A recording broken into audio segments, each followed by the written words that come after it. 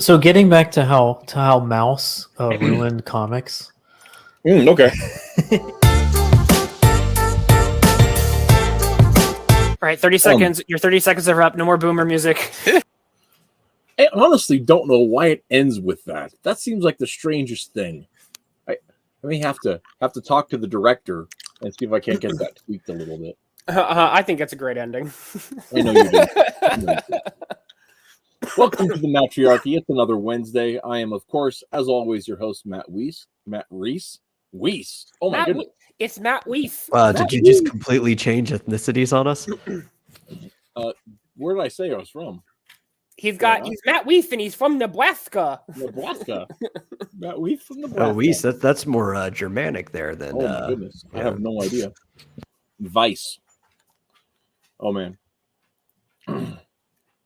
Well, I don't know how my day is yet, Star. And Dave, thanks for showing up, guys. Today's a weird day. I gotta remove this from the thingamee there. We're oh yeah.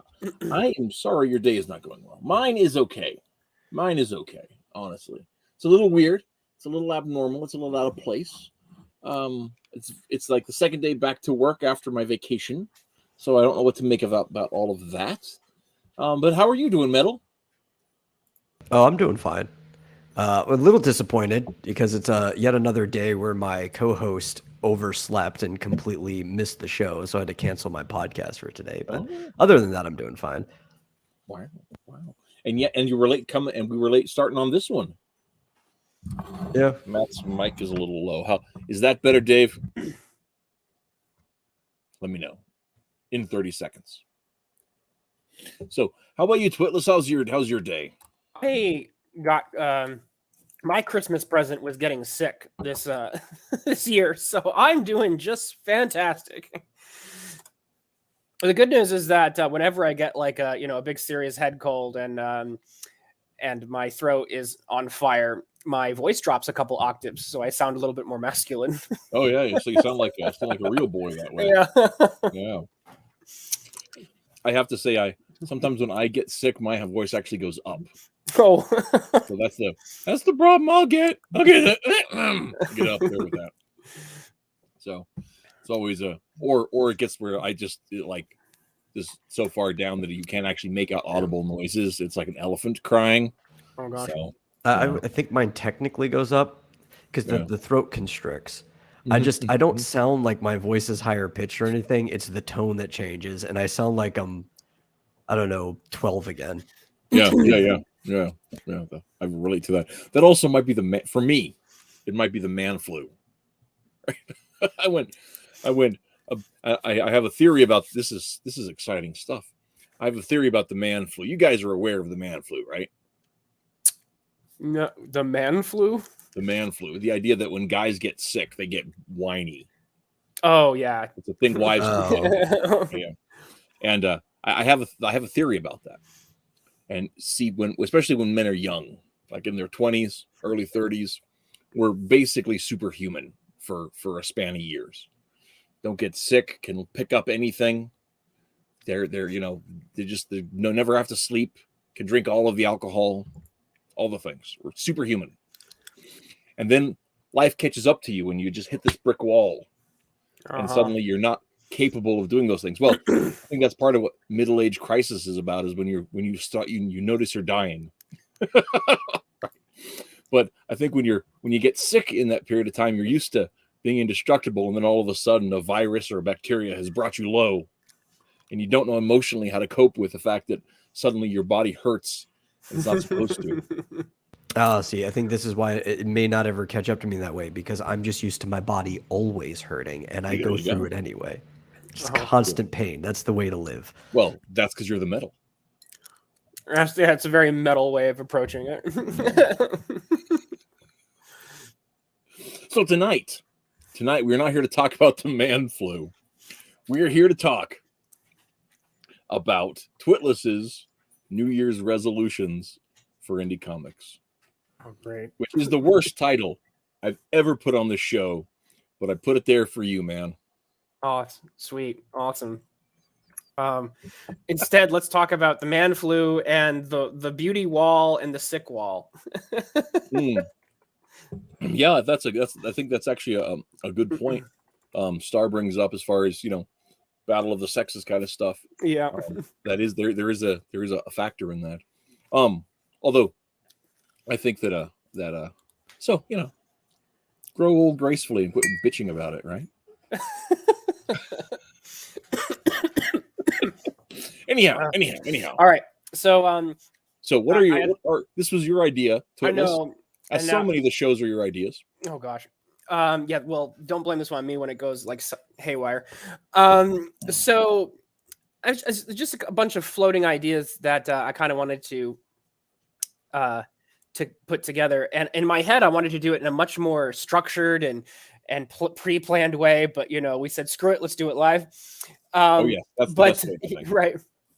And so I think that's good. We can get some organic ideas in here, and because of the goal here is to kind of help save indie comics, I definitely want to hear a bunch from chat. So make sure you spread this stream, spread it on social media, hit subscribe, do all the rest of that, because we want more voices in this conversation. Darn it! And we definitely want to hear from chat and what you have to say. And if you want to let your thoughts be known, we may even have a call-in portion at some point. Who the heck knows? We are definitely looking at considering the call-in portion in today's show, because a bunch of people couldn't make it. Right. So when yesterday, Twitless and I had a phone conference because he lives in some godforsaken place. And yes, strong words coming from Nebraska, man. Because I can look out my door and see the gates of heaven every morning, and you live on the East Coast, and I'm sorry, but that's just the way it is. I get to see God's mountains every day. Yes, but we're much closer to the sky. Anyway. So we're going to ask my business partner Barry to come on today, but he didn't get the message until today and didn't feel like he was prepared, and he's not as spontaneous as me. Oh, so you should have just told me. I would have harassed Barry. He would have came on for me. That's what you should have done. I should have because you guys chat off air. I forgot about that. That was bad planning on my part. But yeah, so could get a Barry. Nick Mueller might stop by later, but he has a prior commitment that may wrap up, and so he was like, "Ooh, this sounds cool." Tyler from Drawn Talk wanted to come on, but apparently his brother is at the airport or something. Whatever. And then Captain Cummings messaged me about coming on. He got a hold of me, and he's like, "Hey," and I was like, "Oh, that's okay, cool." And so I sent him the link, and crickets, man. I don't know. I'm getting ghosted by the captain, which is fine. He has his own life, and doesn't owe me nothing. But so we're light. Well, we're Mattriarchy light tonight, and because of that, Brian's in the chat. Experiment later on. Open it up to the chat to come on and embarrass us. I've done this once before, and it was interesting. And you mean we got the QAnon conspiracy theorist on? Yes. No, I think that was actually Q. I think that yeah. Oh, hey, we've got Brian in the chat. Yes, I have gotten a little Amish in the beard. He was doing it. He was trying to. It's the reason for the season. He's doing his best Jesus impression. So, actually, I've decided last year to just try to see how long it would get, and it's down here now. It's almost as long as the hair. So, there you go. There you go. Rocking that Nazarite look. Yeah, something like that. So, all right. So anyway, we're not here to talk about the beard. Although I appreciate the notice. I appreciate the notice, but that's not the point. We're talking about Twitless's New Year's resolutions for So we've done some streams before where we talk about how to save comics, the whole industry, we know what we're talking about, which we totally do. But I wanted to kind of set our sights a little bit more close to home, which is how do we save indie comics and how do we make them better?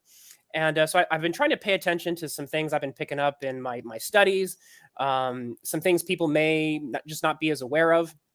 And then even recently, yeah, That's some straight Amish paradise right there. Brian's gonna wreck me every time he shows up. I just can't even handle it.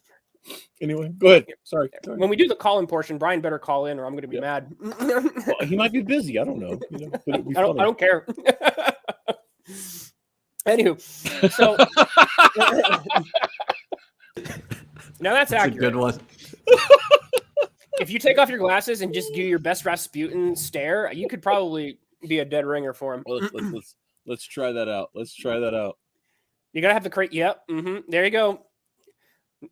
I gotta hang on. The comments a little thing. I gotta get rid of here.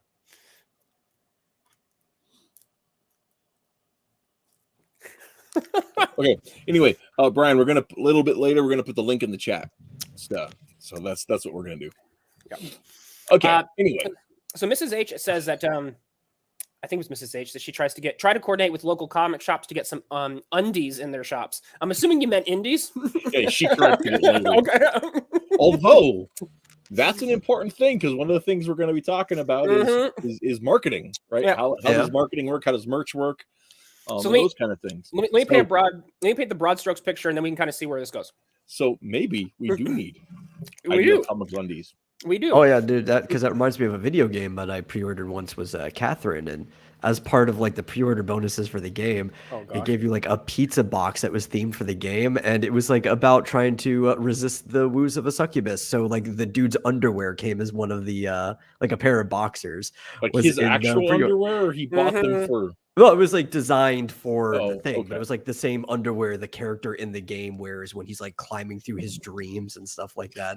So like you could put goodies like that in it's like we're not advertising and merch. We're not going to go down the Catherine road. We'll be here all night, and Reese will just go like crazy.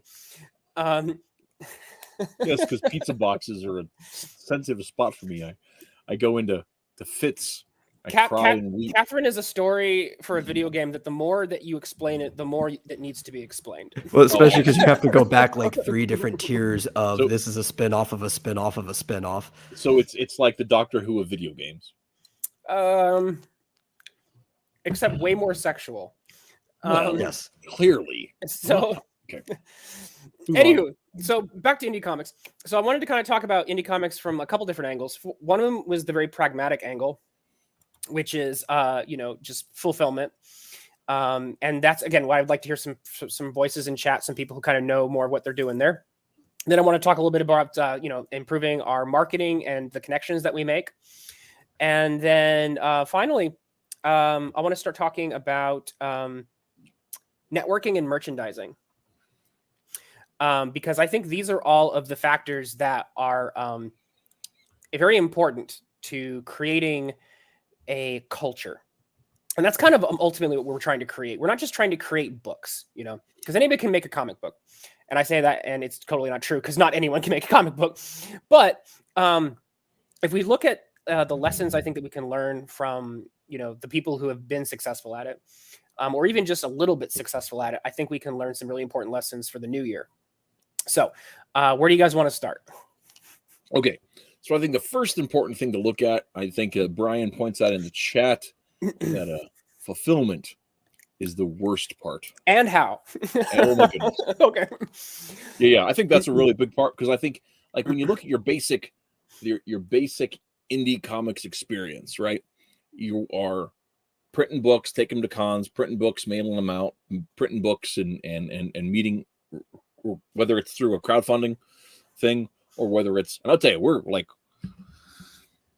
I can't even plot it's about that. We're ridiculous on the even getting the book finished. Oh my goodness, where that expositioner book is still not done.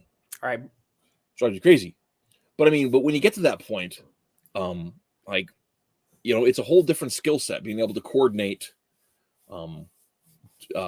getting the book out than it is getting it finished or whatever. All right, Brian wants on. Let's before we put the link in chat, let's just send him a link.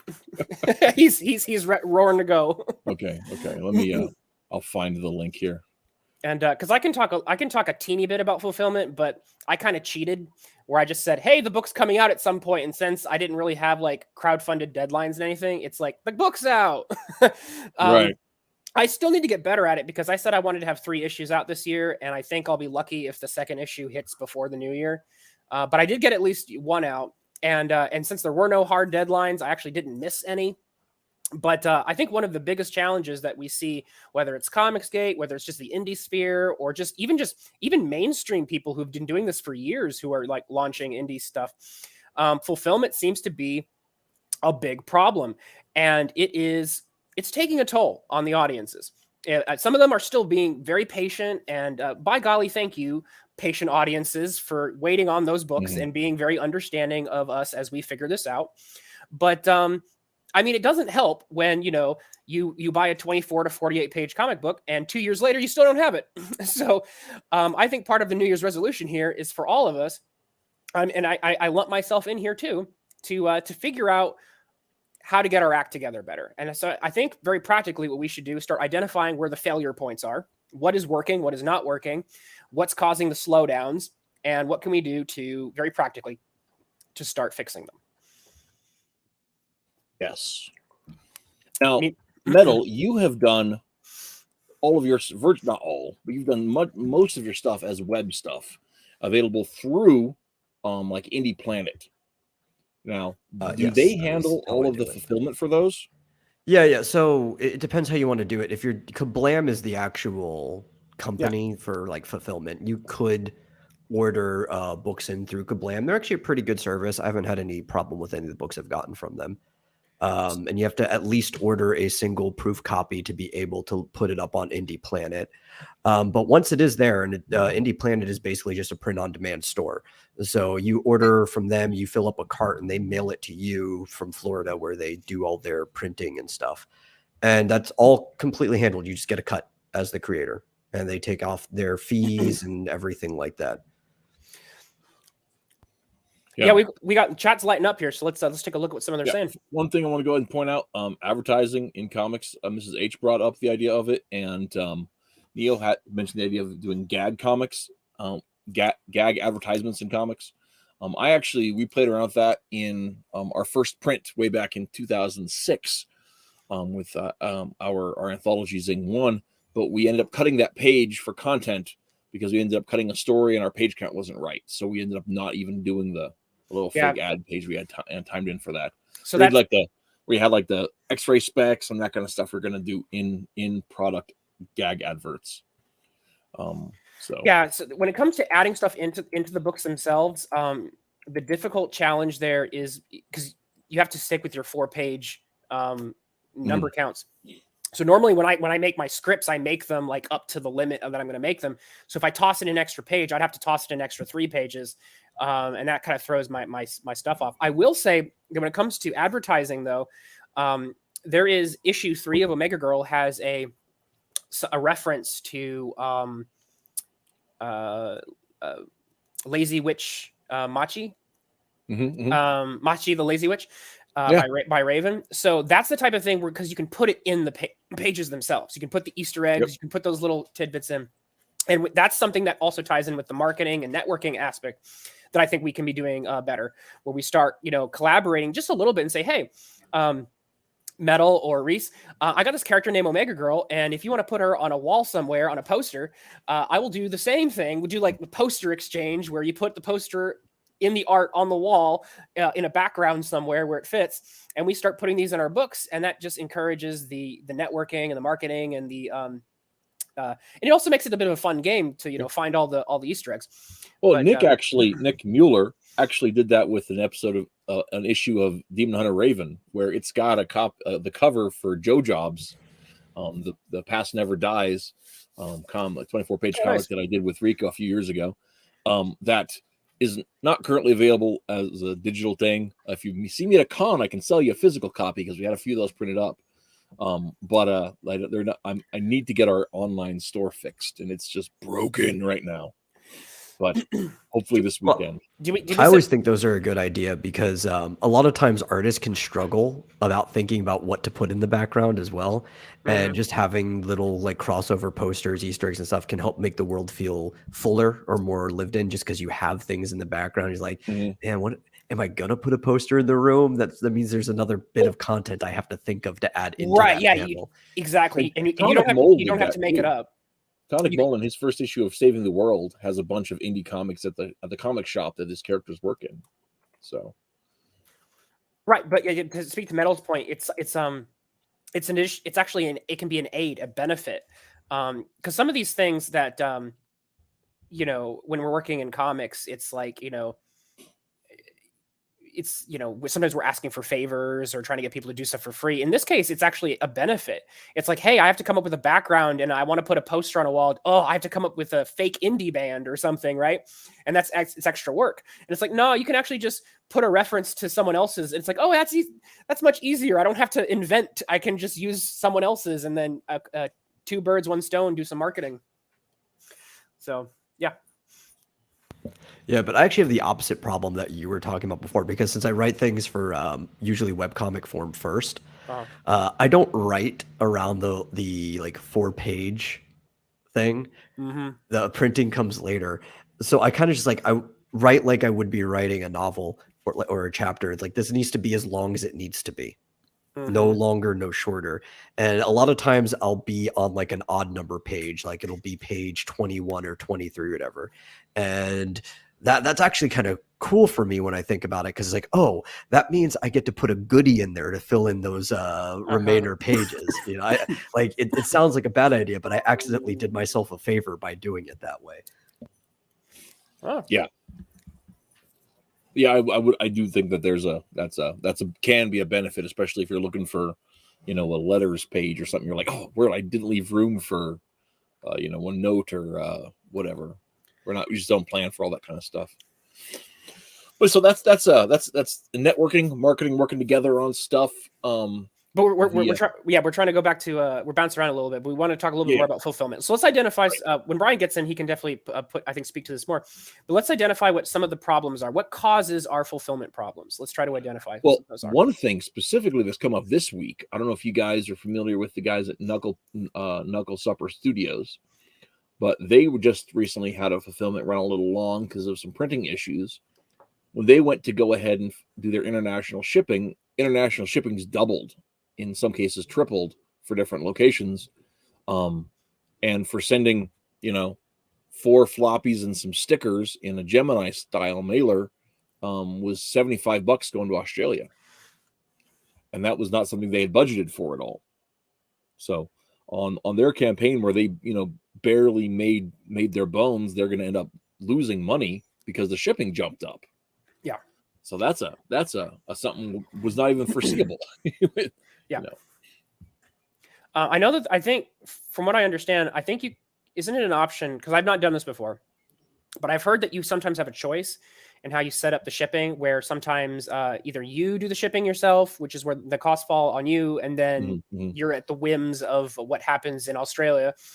Or in some cases, the person who buys the product, the shipping's on them.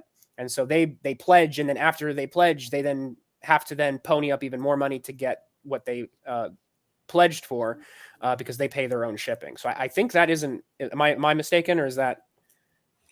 No, that is definitely true. Okay, it depends on the part. Some of that depends on the platform you're selling on too. Okay. So definitely like Indiegogo, you can do that. I helped Rick Piper a lot with the Cross Comics campaign, and he opted into having shipping covered with the campaign itself.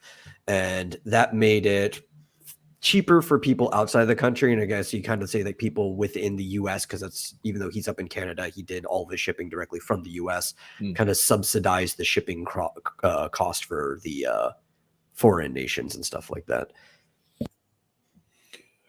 And that can make a lot of sense, especially if your fulfillment is mostly to the States. Having it done from the States would make a lot of sense. But where's Brian? Where's Brian? Oh, there he is. Okay. I just saw him just pop on. Yo, hey everybody. Hey, how's it going, man? Hey, It's going. You lost your mustache. Yeah, I got a thing to do in 2 weeks, so gotta be clean shaven for it. Well, okay. I messed up my camera. It is what it is. So yeah, fulfillment. Fulfillment is a female dog. It's one of those extremely frustrating things.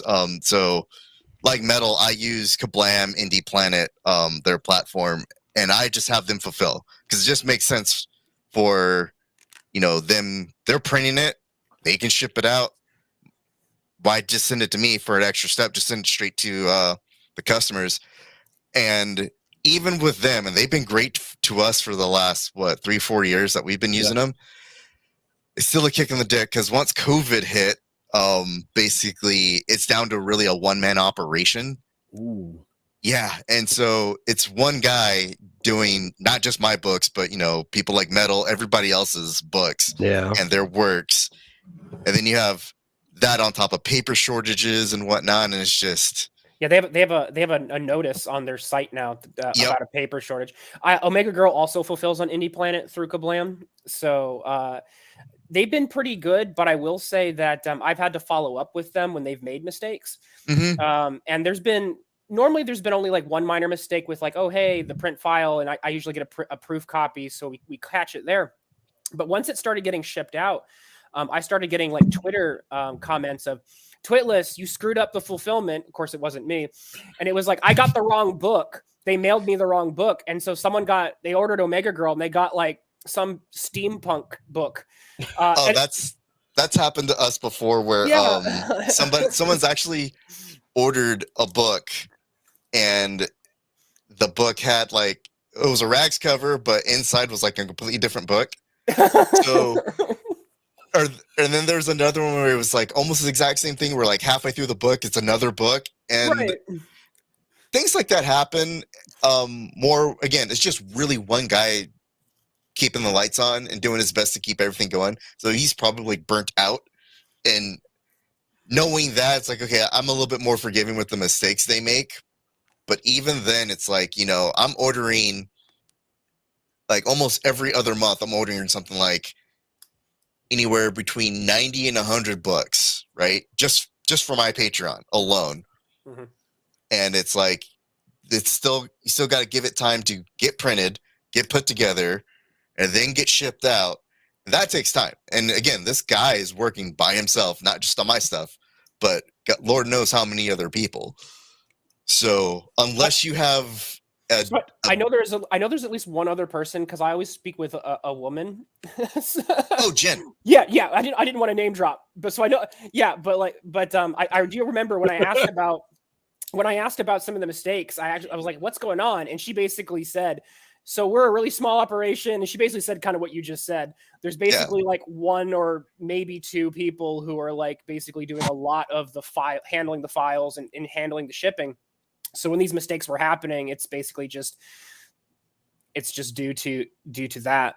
And it used to be before COVID happened. It used to be 4 or 5 people in the office at a time. So the guy had backup. So you'd have one guy just creating the files, getting them printed out, another guy working on fulfillment, and another guy stapling or whatnot. So and what's up?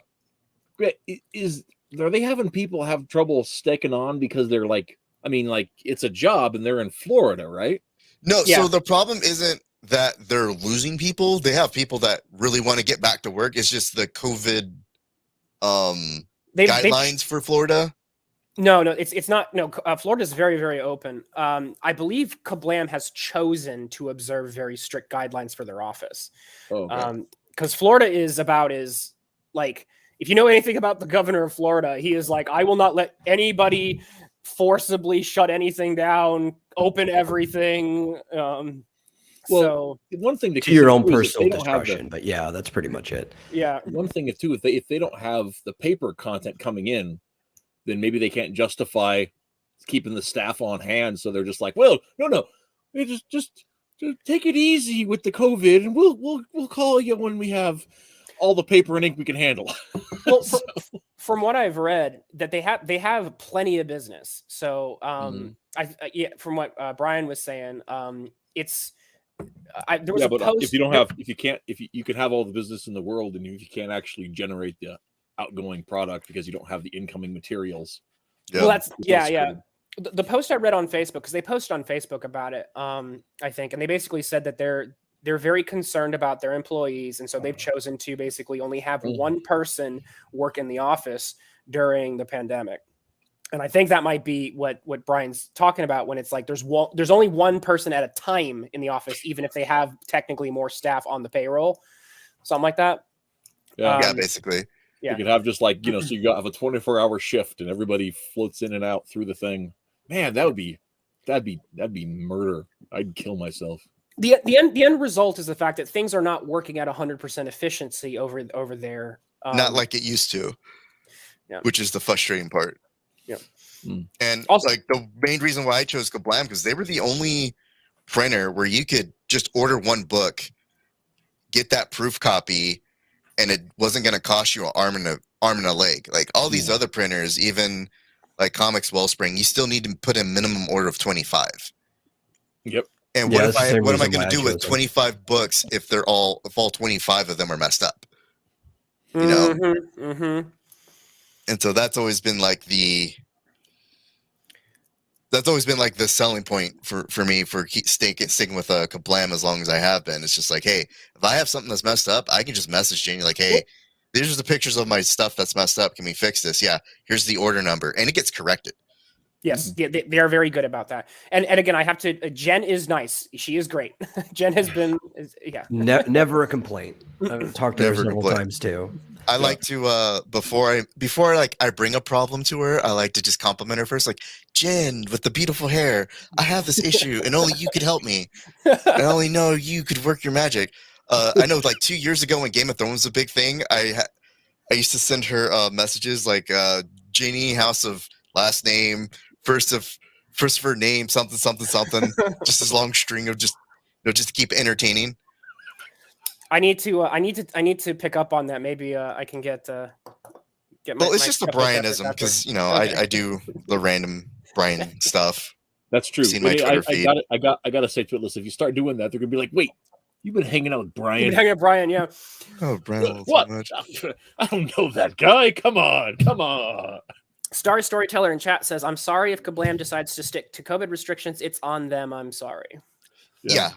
I mean it is, but they have been. It might also just make sense to them, logically. Like Reese was saying before, if you're not getting everything in and you don't need everybody there all the time, it just might make sense to stick to the restrictions.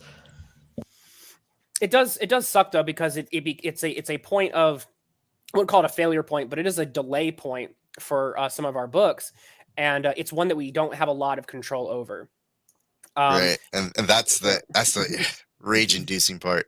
Right. Where people are like, where's my stuff? It's like, look, man, did you get the shipping notification? Because I'm looking at it saying it's shipped.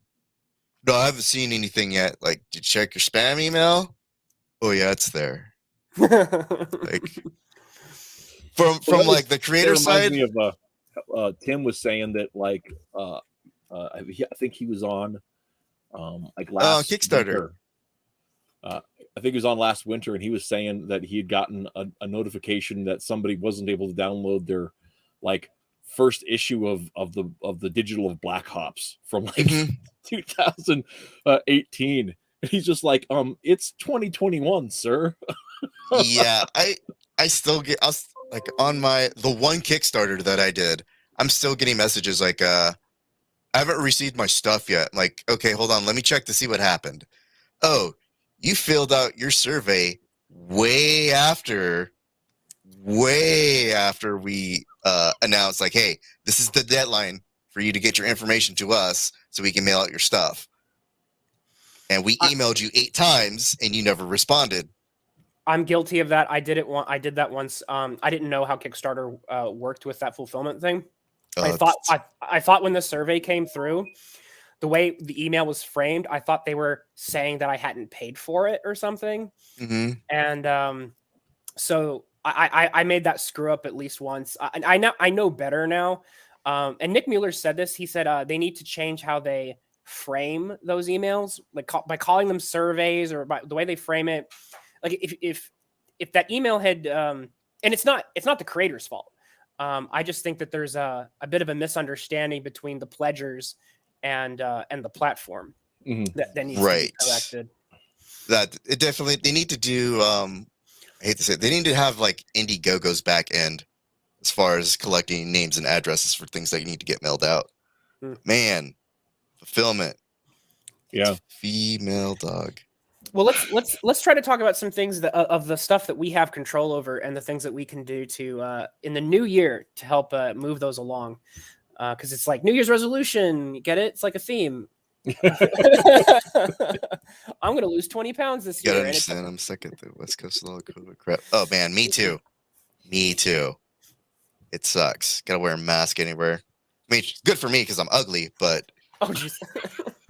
just don't like having stuff on my face for too long. This is very weird living in Texas, where like for most of my life, you're not allowed to wear a bandana on your face if you walk into a store or a bank. But now, well, actually, now I don't have to because they reverted all that. But for a very short 2 months. Yeah, out here in West Nebraska, it's a very similar situation where, you know, all of a sudden, you know, it's mask up, let's make some noise. Anyway, but yeah. So I think the things that slow us down, right? There's basically production slowdowns, which has to do with either script or art. Then there's the fulfillment slowdowns, where it's either on our end, if we're not getting our files in on time, or if we're taking too long there. And then there's the final leg of it, which is basically when it's out of our hands, and it's basically the mail's fault or the company, the printer's fault. And it's definitely very frustrating because you end up being, and Brian, you can probably, you've probably gone through this way more than I have, but there were moments where I felt like I was operating as customer service for Kablam. Yeah, for the post office. That's like 90% of my Patreon updates, actually. Hey, it's coming. Hey, check your email. Please, for the love of God, check your email. Please. Well, and I remember you were talking on there was an update last month where there was the Sunburst covers for that like they ran out of paper for. Yeah, they ran out of like this paper stock, and so they had to. It's like, okay, well, my options are to wait, and then there's people waiting longer, or we just get creative, have them use whatever they got left, and now there's like these books out with a more rare metallic silver Sunburst cover. So it's like, you know what? I would much rather somebody get something new and special than nothing. So sometimes you just got to make the command decision based off of that. Yep. So, yeah, and the emails I've gotten when it's like, oh, you know, I ordered, problem that was happening with Omega Girl is I did the deal where you get a discount if you order 5 books or more. And multiple times it kept on like, they'd get 1 book and not the other 4. And so I'd have to contact them and say, hey, this order number didn't receive the other, 4 copies of the book they ordered. And so it was like, but they would message me on Twitter and say that I had cheated them. Yeah. So he was like, you've cheated me out of 4 books. I'm like, dude, what are you talking about? And like, I want to, since Brian's on, I'll tell a story of his. That's my story. I had switched comic shops and had been getting the Antarctic edition of Rags because I like the bunnies and because I'm a prude. Anyway, so I was. I mean, you are Amish. Yeah. So anyway, so I was getting the I was getting those, and I switched shops, and there was a mix up between orders, and so I missed an issue of Rags, and so I ordered it from Lone Star out of Texas, and they shipped it up, and in shipping, like a forklift had driven through the Gemini and like bunged up a bunch of books that I had, and one of those was I think Rags issue 5, and so I put it on Twitter. I was like, this is the crazy thing. I had emailed Lone Star, and they were going to go ahead and they hadn't gotten to me when I put it on Twitter. I was like, I can't even believe the post office would do this. And Brian like DM'd me. He's like, give me your address. And I was like, what? He's like, give me your address now. I'll send you the book. And he did. And I was just like, and then I got and Lone Star sent me one too. So I have a fancy. I have one from Brian, and I have the Antarctic one as well. So I'm known, if anything, for my crazy customer service. I'll replace a damaged book. Your house catches on fire, and you lose your entire rags collection. Hit me up. Like, yeah, well, it might take a minute, but we'll get it to you. There's a guy. So we kind of do like private auctions in our Discord, and we had some. It was like our. So cute, sexy robots that did our first pinup, and we had that in a trade with the metal cover on it. It looked really nice, and that got auctioned off, and somebody paid $2,000 for it, and they, that's STEMI money, and they sent it to me to sign and forwarded to CGC. Well, CGC ends up just damaging this book, right? Bending the corners, bent the metal off the thing, and it was just like. The customer wasn't mad at me, but he was just disappointed. Like, man, I just paid $2,000 for this book, and this is what happens. Like, I don't know what I'm gonna do. I'm like, yeah, don't worry about it. So I just let everybody know, hey, I'm making another one. This is the reason why, and just made another one specifically for that guy. And he's like, you didn't have to do that. Like, yeah, I know, but if CGC is not gonna replace your shit, and you just paid $2,000 for that thing, I damn well better be able to replace it. Shit. Yeah, that's crazy. I try to keep like certain books like very rare, and I have like a couple one-offs. But I swear, if it gets damaged and I can recreate it, I absolutely will do my damnedest to. Which is why I love Goblet, because I can be like, hey, just delete this file after I'm done. I don't need any more of these. There you go. Yeah, okay. So let's focus just for a minute on some of the slowdowns that are our fault. So I think that all of us, maybe I'll just speak for myself. Say your artist decides he doesn't like drawing anymore. Yeah, right. That's a tough one. That feels like my fault. I have a story for that, but not here. Not on camera, not while it's being recorded. I have a story because it came close to that. Wow. That was my first 3 artists that I went through before I got with Luigi.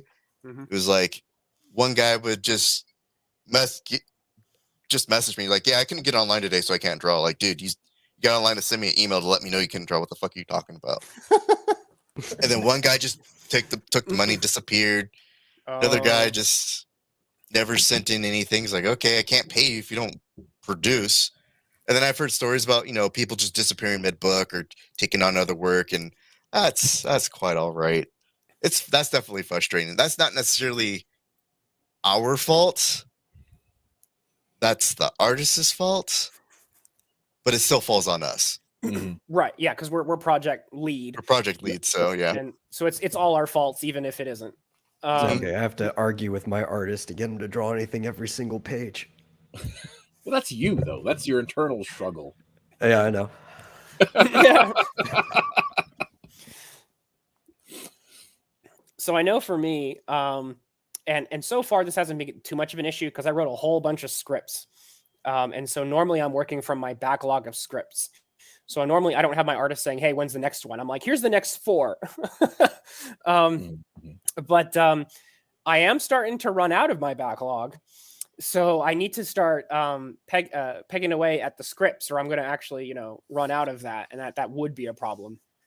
I will say most of the slowdowns for me, because as I do the lettering on top of doing the writing, the editing, and everything else. So there's a bit of a slowdown as I teach myself how to letter and then putting the stuff together in Adobe and so on.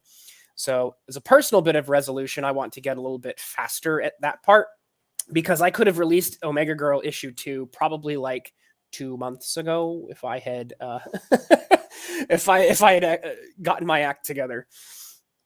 So that one's on me.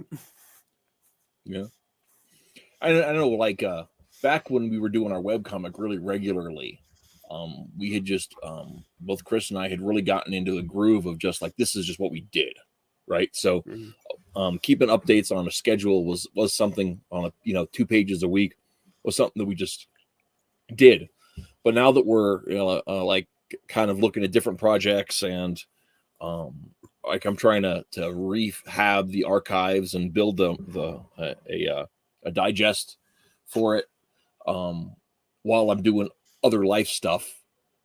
It doesn't get done as dedicatedly as it was in those early days. And that's why I'm looking at Brian's process. Having a little peek behind the curtain on some of how you do scripting was really interesting because I've never seen anybody script in a grid before. And that's a really clever way of getting ideas down, I think. But for us, less is more. So there's times where, like, for the way we do scripting, it's like, okay, this is what I want to happen. This is what I want them to say. And if I need to be OCD about any like positioning or whatever, then I'll do that. But basically, have you ever read the script for like The Killing Joke, where he has like 14 pages of just what's on the desk? Oh yeah, that's crazy. That's Alan Moore for you. That's Alan Moore, yeah. and that's like most Marvel scripts and the way most people do scripts. I just have like 1 page, 1 grid. Here's my 6 panels. This is what I want happening on each panel. And if we have to add or take away, we can. It's flexible, and it gives Luigi the creative flexibility where he's still having fun and enjoying drawing what he needs to draw, and I'm still telling my story how I want it told. Yeah, and it's just so much better that way. I think it's also really cool when you can find a relationship with an artist. And I've talked about this on the show a ton. You find a relationship with the artist where you're kind of in each other's vibe, right? And so everybody's kind of has this. You both have the idea of where the story's going to go anyway, and so everybody's able to both pitch in and contribute and kind of read what everyone else is doing. You get a really good symbiosis going. Right. A good example of that for us is like, say, the Rogowski 1 and 2. That was 90% of me just saying, hey, look, I don't care how it looks, man. Just have some fun with it. As long as we hit like these 4 key points, I'm happy. He's like, dope, let's do it. And then just, how's this? Like, that's fine. All right.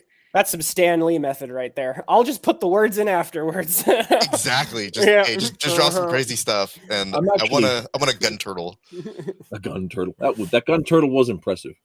I'm actually working on a project that's hopefully going to be out second quarter next year with why do I always forget his name when I try to talk about it? Like that with my wife. But you were divorced. Oh, I am. That's the joke. That would be why. That's the joke. That's the joke. No. I have to look it up. I can't believe I'm being so stupid. Hang on. In the meantime, Neostar brings up an interesting point. He says, I faltered on my resolve early on and tried to retool the origin story of Reiserman, and production suffered for it. That, and I wasn't sure how to make a comic script at the time. So resolve is important, and you can definitely, your motivation is, there are times you really have to, I don't know if this is true for you guys as well, but there are times I literally, like, I'm at the gym and I literally psych myself up.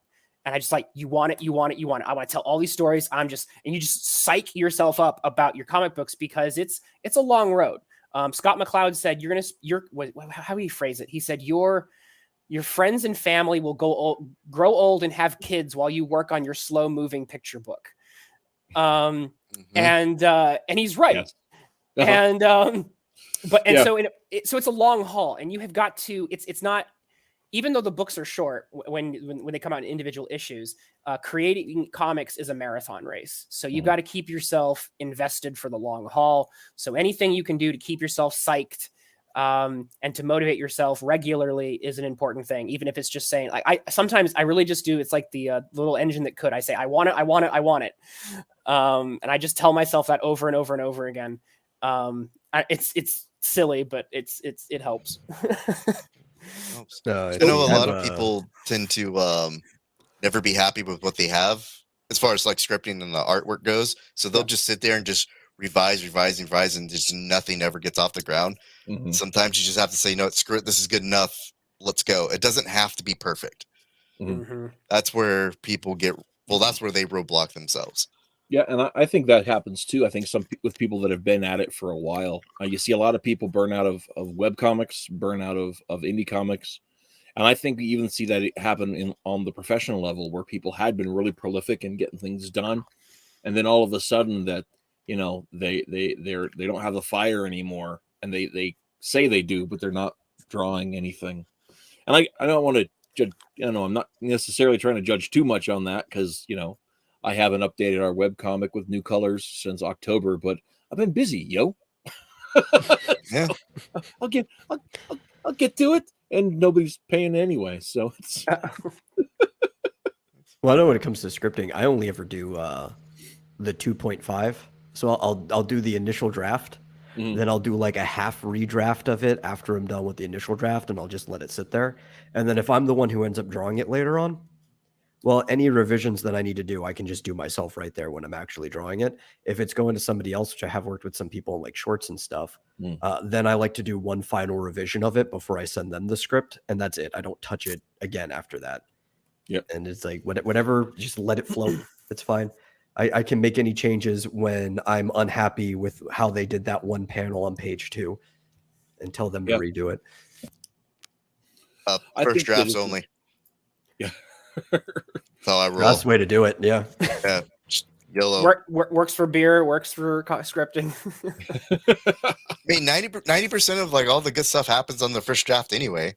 Then you just ends up cutting stuff.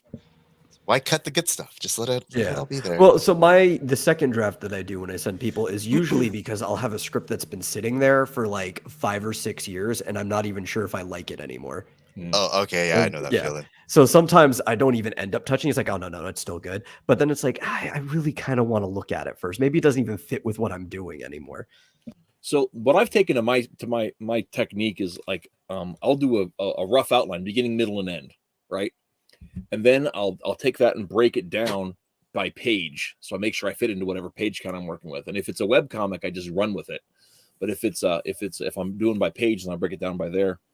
And depending on the artist I'm working with, if I'm working with somebody who wants a full script, then I go through and add dialogue after I've done my broke it down by pages and panels and dialogue. But if I'm doing somebody who likes to do script first, like Carlos Rodriguez, who was the guy I'm always trying to remember, who's done with Skinny, he did the Otis Stein. He and I are doing a superhero book sometime next year, and for the it's going to be 2 short stories. And with the second short story, he's done enough comics that he just wanted just the plot outline. I said, here's what happens on this page, this page, this page, and he's just going crazy drawing it, and then I'll go in and add dialogue after that. So it's very Marvel style, but that's how he wanted to do it. So. I interrupted my normal process and just let him run with it. So there you go. So I will say that what Rags just said, or Brian, sorry, which does it matter? Oh, sorry, my Rags is back there. It says Rags. Okay, my mistake. Daquan. The name is Daquan. Daquan. All right. Bonus finger. I'm getting used to this green screen. Bonus points if anyone figures out who this is, by the way. So I do not know. I have a suspicion, but I don't know her name. Is that Vicky? Is the funniest thing? Is that Vicky? No. Okay. But as DeQuin was saying, Quillen.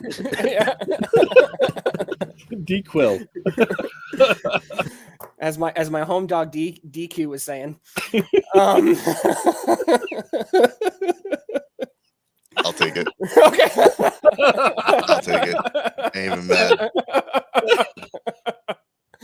I'm sick, so I'm just gonna blame any problem. No, just own it, man. I don't care. All right.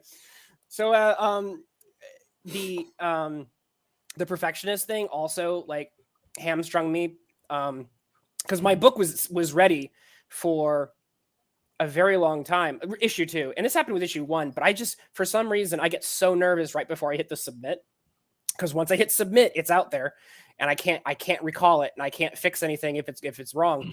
And so for some reason I always get gun shy right before I hit the yes, sell it on Indie Planet. Well, what you ought to do is just send it to me first, and I'll tell you if it's stupid or not, and then go with it, because I have a really good gauge for telling people things are stupid. All right, I might do that next time. I'll just get 2 proof copies, send you one, and when you say it's ready, I'll just hit the button. There you go. All right. There you go. Because like I said, I could have had issue 2 out way earlier, but I was just like, no, I need to make sure. I don't know. Like I said, I got gun shy. So send me the digital. All right, we'll do. Yeah, there. All right. Don't have to spend money on it. Just And I think that some of these slowdowns are affecting other people as well. So if they're affecting me, if they're affecting people like Neostar, I know that some of these slowdowns on our end are affecting some of these indie books and some of the ones we're seeing on Kickstarter, Indiegogo, and so on. I heard that one of the Comicsgate books, it was finished, and the guy who was running the campaign just hadn't sent it to the printer, and he was just sitting on a completed file, and he just hadn't gotten around to it, which is completely unacceptable, especially in the context of people are waiting and they've paid a pledge for it. So these are definitely some of the problems in fulfillment that as we go into the new year, we can't control that there's a paper shortage or that only one person can work in an office in Florida, but we can fix things like, I don't know, sending those files in the first place and getting the stuff that we can get done on time. So that's the first aspect of the New Year's resolution that I'm throwing out to you guys and to everybody in chat. Again, thank you for your excellent participation so far. So I have a question for Neo. I want him to explain something. He mentions Molly Beans with a sly face. What about it? I mean, obviously, I think all of us who have read Molly Beans want more Molly Beans, but you want more? You want more Molly Beans? We got you more Molly Beans. We got Molly Beans as tatas right there too. I meant more Molly Bean stories, Daquan. We got her. We got her right here. We got her. We got her. This is gonna go over your head for like weeks, and then it's gonna be like, oh my god, Brian, they actually got her. Yeah. He wasn't kidding. No, I see her right there. Yeah. But that's not my point. It is your point. You want to see more Molly Beans in comics, right? So okay, I got you now. I picked it up. I think. Have you? Yep. I'm not sure. You've got so many titles. I'm not sure which one I'm gonna expect her in. Any one of them. I'm slowly building my empire. Yeah. Slowly but surely. You guys remember Column? Yes. Yes. Yeah. Keep an eye out. Yeah. Keep an eye out. Yeah. I was talking to Tim about that a few months ago. We need to catch back up again, but yeah. He and I got something. He refused to spill beans, but he said there were beans to spill, and I was like, well, that's good news. Yeah, I'm not going to try and spill all of them, but he and I got something worked out. That's awesome because that needs to go somewhere. That's amazing. Awesome. All right, so I guess let's maybe move on to the next. Have anybody besides me besides Brian and I read Column? Because yes, yes, I have read Column. It's good. It needs more people need to know about that book. It's great. Anyway, all right. Yes. So the next leg of this crazy adventure for the new year was to talk about some of the things in indie books that opportunities that I think that some of us may or may not be taking advantage of. Some of us may not even know that they exist, but some of them have played out in indie books before, and some of them touch on some of the broader issues with comics as a field. So there's this little book, the indie book that it was called Bone. You may or may not have heard of it. I'm familiar. It's kind of a big deal. It's it's on the Times list of my most mortal significant enemy, Jeff Smith. Wait, that sounds personal. Did you have a run-in with Jeff Smith? Okay, okay. It's not. We can remove him. I just thought it'd be funny to say. That's all. Oh, okay. I've heard he's a nice guy. He seems like a nice guy. Yeah. I hear he's really nice as long as you don't talk politics. as most people are, which is basically like catnip to me. So, just like, oh, he doesn't want to talk about politics. Well, maybe he shouldn't have written such a goddamn political comic. It's a okay. On with it. So boners. Yeah, boners. So boners was this little indie book that could. I don't know. Sounds like a hard sell. Oh goodness sakes! Oh, I'm doing it again, aren't I? Yeah. Yes, you are. As we talk about Bone and how he erected an empire for himself, one of the key aspects here is the fact that Bone was the little book that could, but it would have potentially had its star, I think, would have risen and fallen, except for the fact that it was discovered by a very secret cabal of people who have an immense amount of influence. And this secret cabal were public school librarians.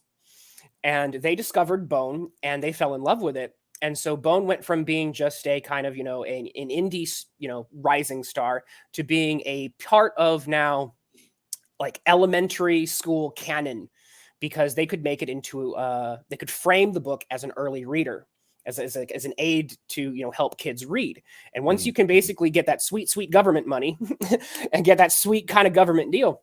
Well, guys, one of the ways to do that is, and this actually ties into a little bit of my wife's expertise, is comic book conventions aren't the only place you can sell books. There are libraries sell.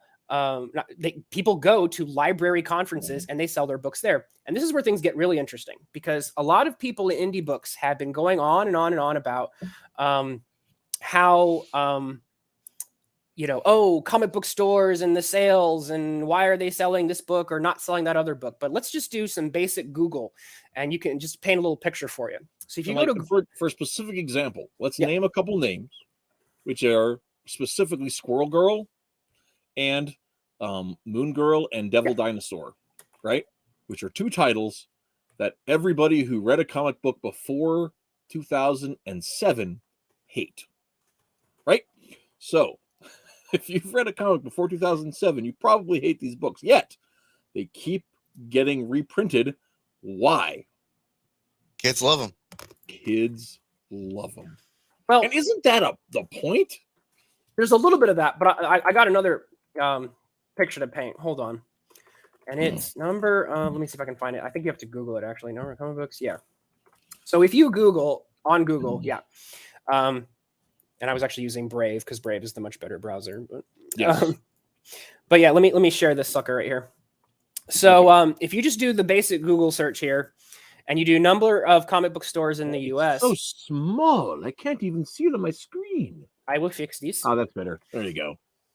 This is the number you get. You get 2,000 direct market shops, or about, because I don't think there's an official number, but 2,000 stores, which isn't it's not nothing, but it's small in the grand scheme of things, right? Now type in number of libraries in the US. Okay. So there's at least 16,000 public libraries in the US, and that's just public libraries. If you do number of school libraries, school shootings. Yeah, that wasn't that was an unfortunate Google prediction. That was a different list. Yeah. There might be a crossover with these two books and the rise of school shootings. I'm just saying. No, okay. I don't want to get into that conversation. So look at that. This is the number that ties into Bone, right? Because I said the early reader thing. There are 90,000 public and private school libraries. Okay. So let's say that like half of them buy a graphic novel. That suddenly makes that graphic novel a bestseller. That's just numbers, ladies and gentlemen. 50,000 graphic novels you could sell if it catches on. And just imagine rags in your local elementary bookstore. I don't. It better be the bunny version. There's gonna be so many bunnies on that page. So it's just all bunnies. I know. There's what's funny is that if you see some of the books that they're actually putting in public school libraries, Oh yeah. you just put it under sex ed and you're good. Yeah. So you just gotta probably find. could put it under mental health awareness. There you go. I think there actually might be a market in high school libraries for rags. It's a pretty important topic that we don't talk about like clearly enough. Yeah, that's actually a really good point because I know that's So the thing And is, if they're going to put gender queer in the middle school libraries, sure you can get rags in though in a high school library. Yeah, not woke enough. we have 2 black people as leads. It'll never work. So one of the big points I wanted to make, and this is getting into the networking and the connections and things that we may or the things we may or may not be taking advantage of, is that a lot of us, I think, are playing for small potatoes if we're just angling. And again, get your books in comic book stores. There's a local comic book store in my small town. It carries Omega Girl, and I'm super happy about it. But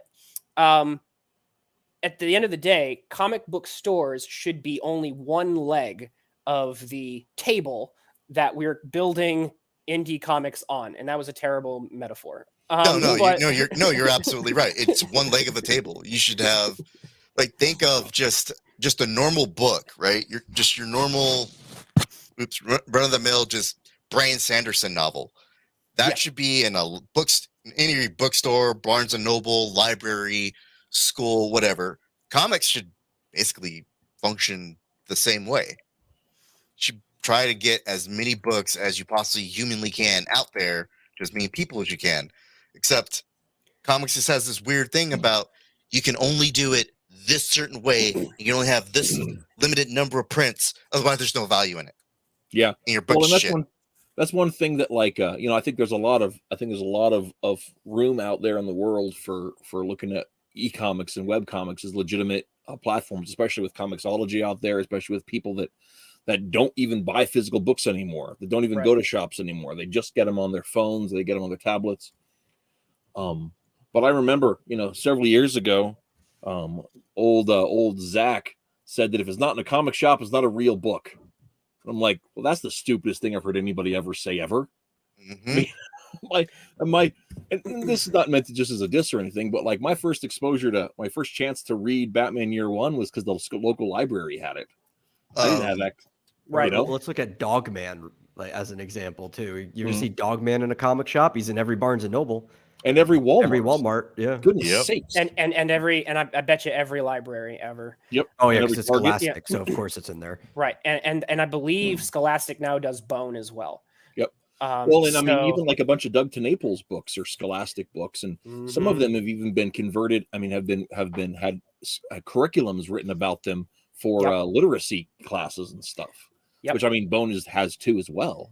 So you have teachers that are actually going out of their way to introduce graphic novels to students as part of their reading programs, but yet a lot of indie guys, myself included, are terrified of the concept of trying to get them into schools for various reasons. That's the problem. That's everybody's problem. I'm afraid. No, I'm afraid. No, it's everyone's problems. Like, I'm afraid. I'm so scared I get this all the time. Brian, I want to start Patreon. I'm just scared no one's going to join. Okay, who cares? Do it. Yeah, we have 3 See patrons. if people will join. I know Tyler had his live stream yesterday, and he's had like 40 to 43 patrons, and it's only been up for a year. That's good. That's honestly good, man. Like, it took me 3 years just to get the numbers where I'm at, and it still fluctuates. You just got to stick with it, keep pushing out content. It's a marathon, not a sprint. Hey, and once you get it open, there you go. You have it. It's there. Then you just use it and abuse it until you can't anymore. And then, hey, if it failed, it failed. But at least you did it. 90% of the reason why I don't give advice anymore is just because people will come to me, ask for advice how to do stuff, and then I'm gonna launch this like here pretty soon. It's like, hey, why didn't you? I'm just scared no one's gonna like it. But who gives a shit if people like it or not? Who gives a shit? Just make it and worry about it afterwards. Well, and when it comes to the arts, right? And I mean, we're trying to make a business out of art. right? But when it comes to the arts, if it gets made, it's a success. Oh yeah. It doesn't even matter if anyone else bought it. I mean, you want people to buy it. You want to not wind up, eating, ramen noodles out of the carton because you can't even afford water to make them. But, this isn't my job. it's my hobby. Hey, Neo's got a great quote. I love it.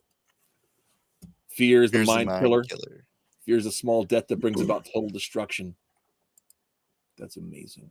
Best part of that movie. The one thing that to wrap that point up is that I think that in addition to going to comic book conventions and making those connections, it's important for us to think about the other connections that have in fact worked for indie books. So a lot of the things I'm talking about, I'm trying to bring examples of, hey, if it worked for Bone, then it could clearly work for some of us. And I think you can't do it that way. You got to do it Brian Polito's way.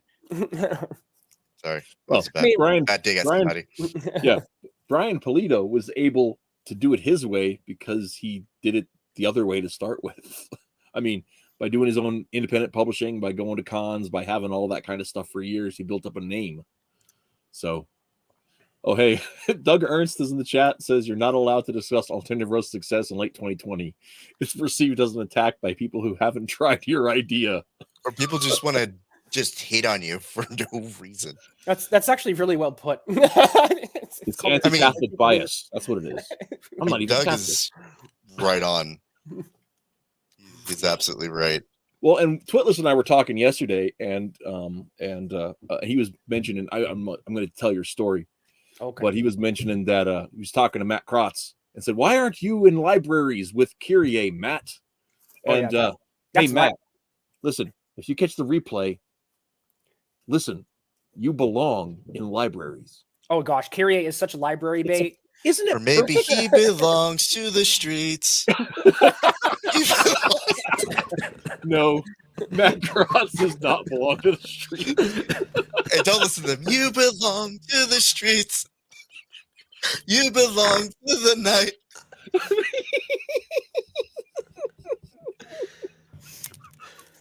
You belong to the city.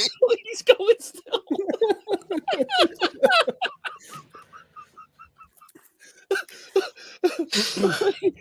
Technical difficulties.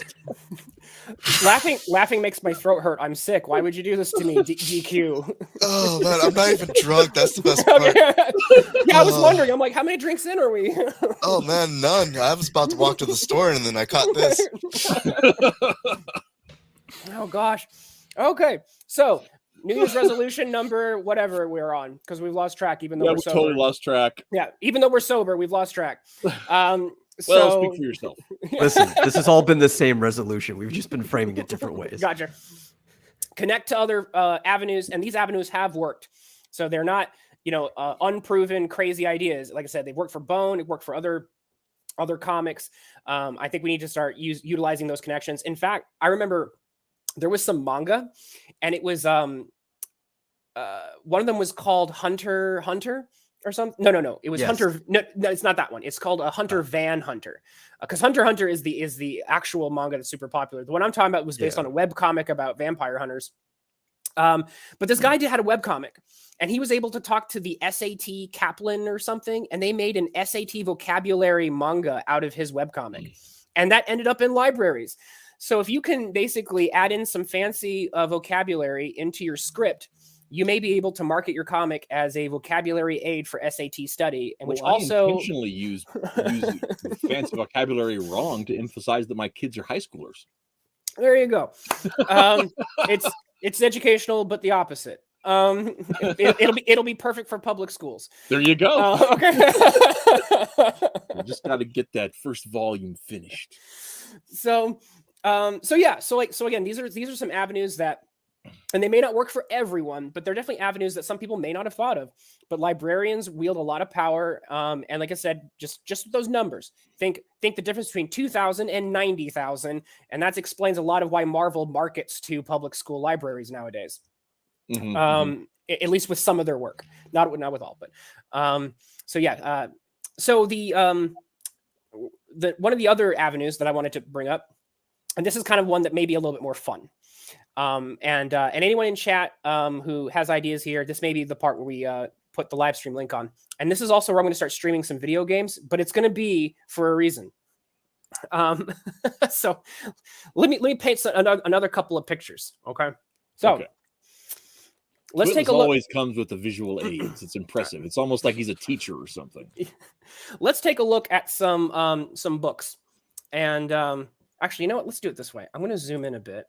See if I can do this so that you have to zoom in just a little bit more. Yeah. More. Yeah, I know more. Zoom in a little bit more. I'm trying to make this so that it's not obvious what this came from. Yeah. We don't want to get caught. So don't use the enhance feature. And how many times do I have to zoom in here to make this thing work?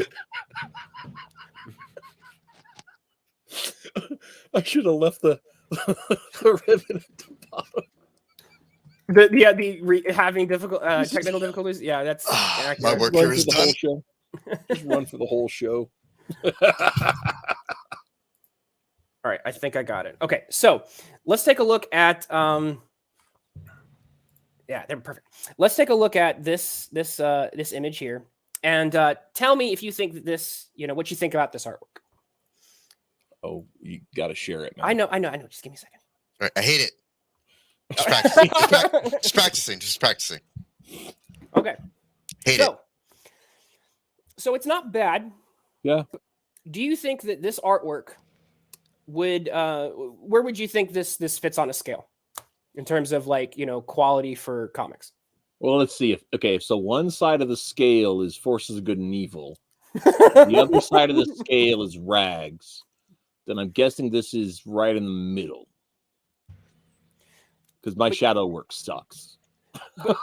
So it's not bad, but you would definitely say this looks like indie work, right? Yeah. Okay. So, by the way, anyone from chat, any of you people who really know comics know where this is from? Call on in. Tell us D&D if you know. Like Dungeons and Dragons? Oh wait a second. Hold on. This is like the Warriors, ain't it? Neostar got it on the first try. Okay. Ninja Turtles. This is Teenage Mutant Ninja Turtles. The worldwide phenomenon. This is the artwork from. Yeah. This is so that huge global force, Teenage Mutant Ninja Turtles. This is the artwork from it. And it's not, it's a little amateurish in some places. Oh, it was very grunge at the beginning, almost entirely shadow work. So this is the thing that sparked off that cultural movement. And, the people who, the creators of this, and I've read, some of the early stories, and they are very entertaining and they're good comics, but they're definitely indie books. But when they got those toy deals and they got that cartoon deal, this became something that would be, in your children's memories forever.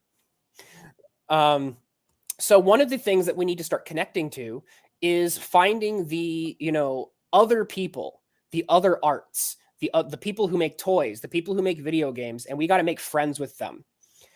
Because sometimes those people are looking for inspiration to make their next toy, their next video game, their next piece of animation, whatever. And some of them are just looking for us to spark interest. Phenomena. Do. Phenomenon. Yeah. Samanominat.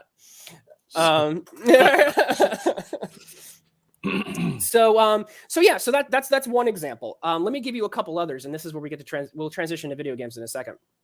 But that's the really well-known one. So I'm going to go ahead and drop the link in the chat. So if any of you guys feel like jumping on, well, I have 2 slots. Yeah, we go. 2. So let's take a look at. Let me find a good page to look at here. Yeah, let's do this one. All right. So this is another book that I'd never heard of. Some of you may you may know this one. But Zen. Oh, my homeboy DeQuan got it. So yeah, video game. I was just stop beating me to my own punches. Okay. Look, if you want me to let you beat yourself, Okay. I'll give you some privacy, man. Oh my god. That's okay. Just use a towel. I got towels right over there. Just beat Maybe it. spot him some lotion too. I'm gonna pull a Michael Oh, Jackson. good god. Let me pull my MJ. Put my MJ on. Just beat it. So anyway, so again, looking at this artwork, this is definitely indie work. Okay, and I would say that it's pretty. It's definitely a little bit more on the amateur side, right? But this book also spawned quite a lot of influence, including a video game. And if I can actually get it loaded, I believe it's on the NES. yes, there's also a Game Boy edition. Yeah, I know. You're just. Why did we have him on? He's flexing. He's flexing all Diversity over. hire. I'm the diversity hire. I'm the diversity hire. Why do we have DQ on to flex all over my ideas? No, you have to let the diversity hire actually look good, so he looks like he's not just a diversity hire. Playing. I mean, that's whack.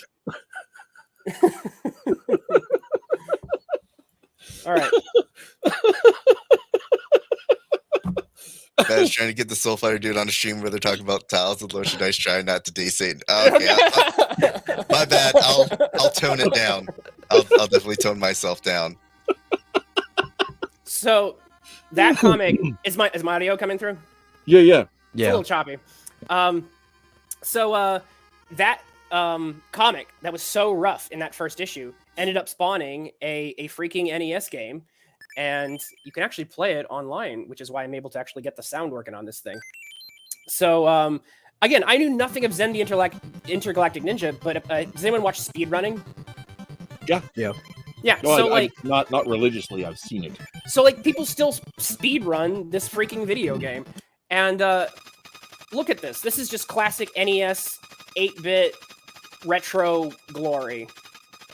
Zen is in the factory, which emits harmful toxins into the air. Zen must escape before the bombs explode.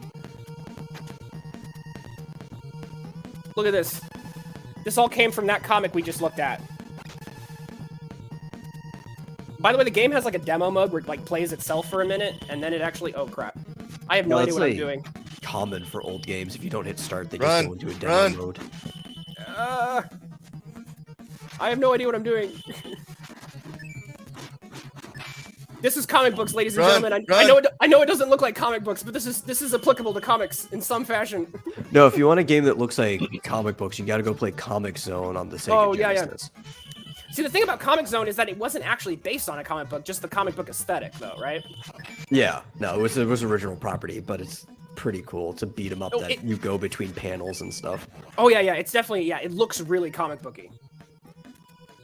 What this freaking alien? Okay. I'm just impressed with the three 2.5D thingamy. All right. Well, first of all, Pickles, that's not true because you don't have a regular Englishman's voice. You sound like a Lancastrian. That's a little different. So this game is way harder than it Manchester than it looks. guys. No, that game was notoriously hard as a kid. Yeah, it is. Is it hard as an adult, Twitless? Someone could argue that as an adult, it only gets harder. Right? How are you supposed to make these jumps? Like Carefully. Like Go to literally. the left. You're supposed to. You do the left here. Yeah, because you want to get that one. Okay. Then you go again. Yeah. Ooh, Oops. that was close. Guys, gotta aim for like that top one. All right. I'll try one more time, and then I think it's gonna game over me, and then we'll move on. Yeah, that's probably appropriate.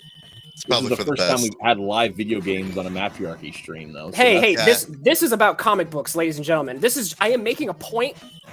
Okay. about how awesome. I am Well, at I mean, to video even go games. with that, there was another pretty good book that kind of transitioned solely into video games. You don't see it as a book anymore, and that was Battle Chasers. Okay, good. I was gonna say if you beat me to my next point, I'm gonna rage quit the stream. Well, that's actually really a good point. Battle Chasers had a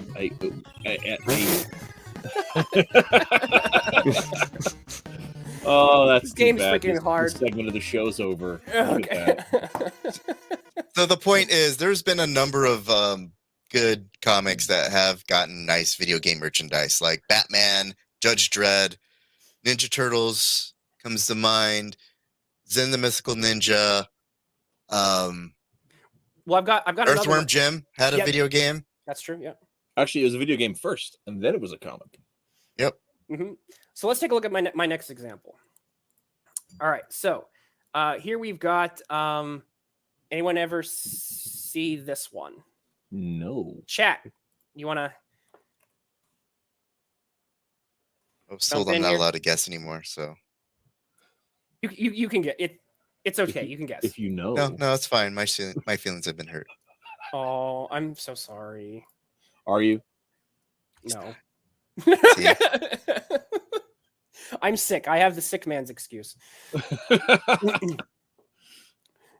So, okay, enough suspense. On with it. Okay. All right. So I wanted to get anyone from chat to see if they could guess it. All right. So so this is my next example, which is I didn't even know this was a comic at all. Again, until video games showed it to me. But this is. Hold on. This is. Hold on. I got too many tabs working on here. This is. All right. This image. If you don't get it from this one, I'll tell. Anybody? Okay. So you might need to actually see the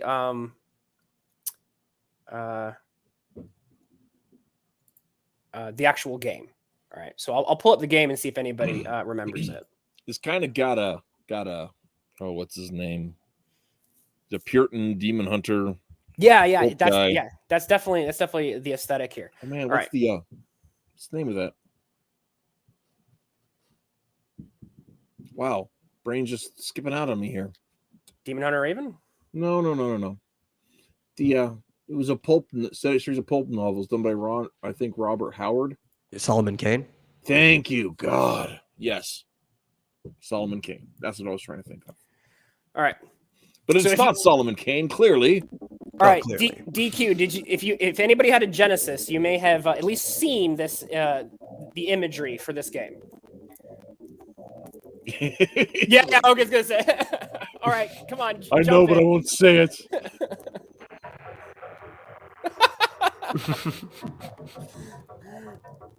Okay, I'm sorry I hurt your feelings. I'm really sorry. Please come back to the No, you're not. I'm legitimately. I'm at least 30% sorry. We might even make it an even 45. It's even worse. Okay.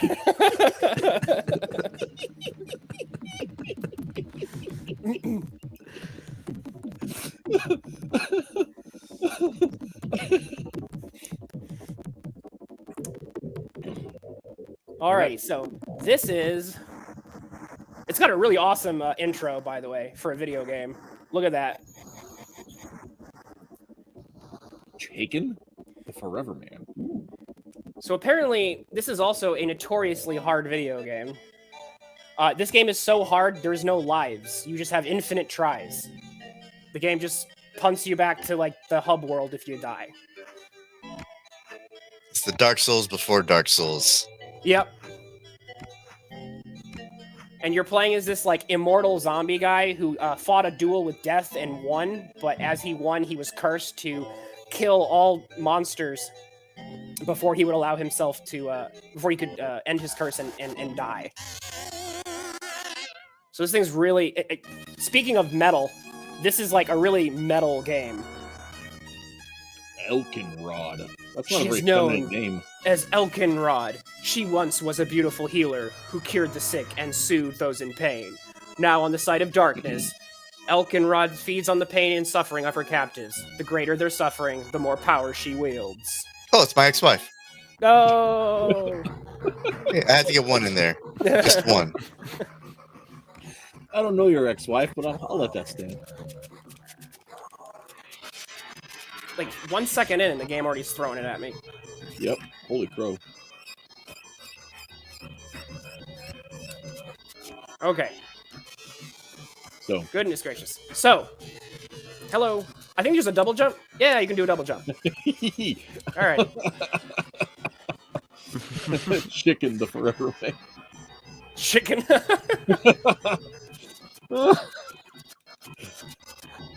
I have a new comic property that you've never heard of before. I just came up with it. It's amazing. So these jumps are killing me today. Well, you've been sick, so you can't be expected to be that good at jumping when you've been sick Goodness gracious. So, or something. but back to, the main point here is the fact that there's a whole bunch of retro video games that are tied to indie books, and those indie books didn't always have like the best looking art or even the most like amazing storylines. They were books just like we're putting out today, just as bad as we're putting out today in some cases. Wait a second.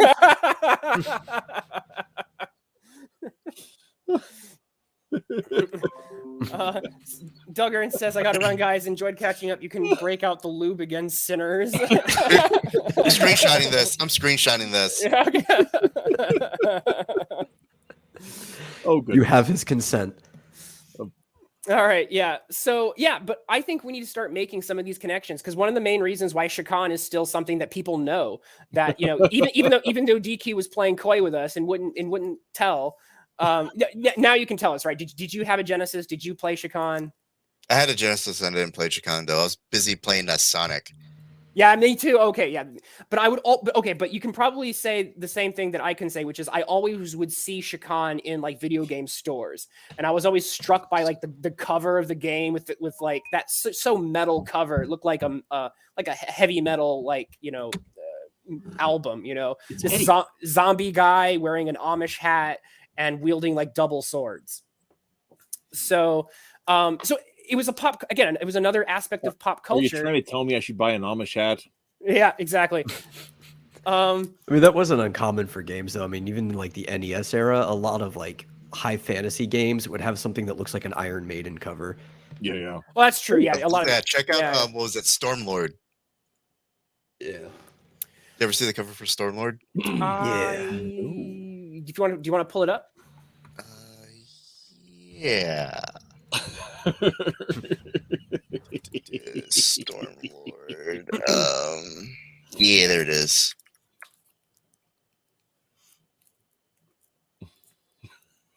With like the lightning and everything behind it. Yep. The two double swords of the chicken, one for each wing. Oh, jeez. Let's go image. I read the first like one-shot graphic novel. He still sells them on his website. The guy, yeah, he's got like a web store. He still sells them. But again, the reason why he's still like he's still in our memories, him and Zen the Intergalactic Ninja, is I think largely because of those games. Otherwise, they would have been lost to time in comics. So if we want our comics to last, we need to find footholds in some of these other medium, like whether Teenage Mutant Ninja Turtles with animation or toys, or in video games. Oh wow. Yeah. Stormlord was pretty metal. Yeah, that's and it had the chick grabbing on the guy's leg. That chick is tiny compared to that dude. Yeah, those proportions. Like, well, he is a Stormlord. Stormlord. Well, that's true. I'm saying, like, if that dude's like 6 foot, even like 6'5", like that gal is like less than 5 feet tall. Yeah. No, I imagine he's probably above 7 feet tall. Well, then that would make her normal size. Yeah, because he is a Stormlord.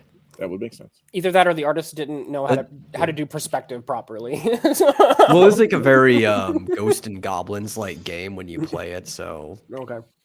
Yeah. So we need to start connecting with the indie game people who are looking, because a lot of classic games, they're inspired by other things, inspired by books. inspired by comic books.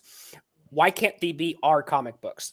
Zen the Intergalactic Ninja clearly had a really important conversation with someone who works in video games. Same thing with Shakan, right? They were able to network and make those connections. And so the interesting bit is that, because I saw someone was trying to make, I think, a Cyber Frog video game at one point, but he was going like the 3D route and he was doing stuff in like, Unreal Engine.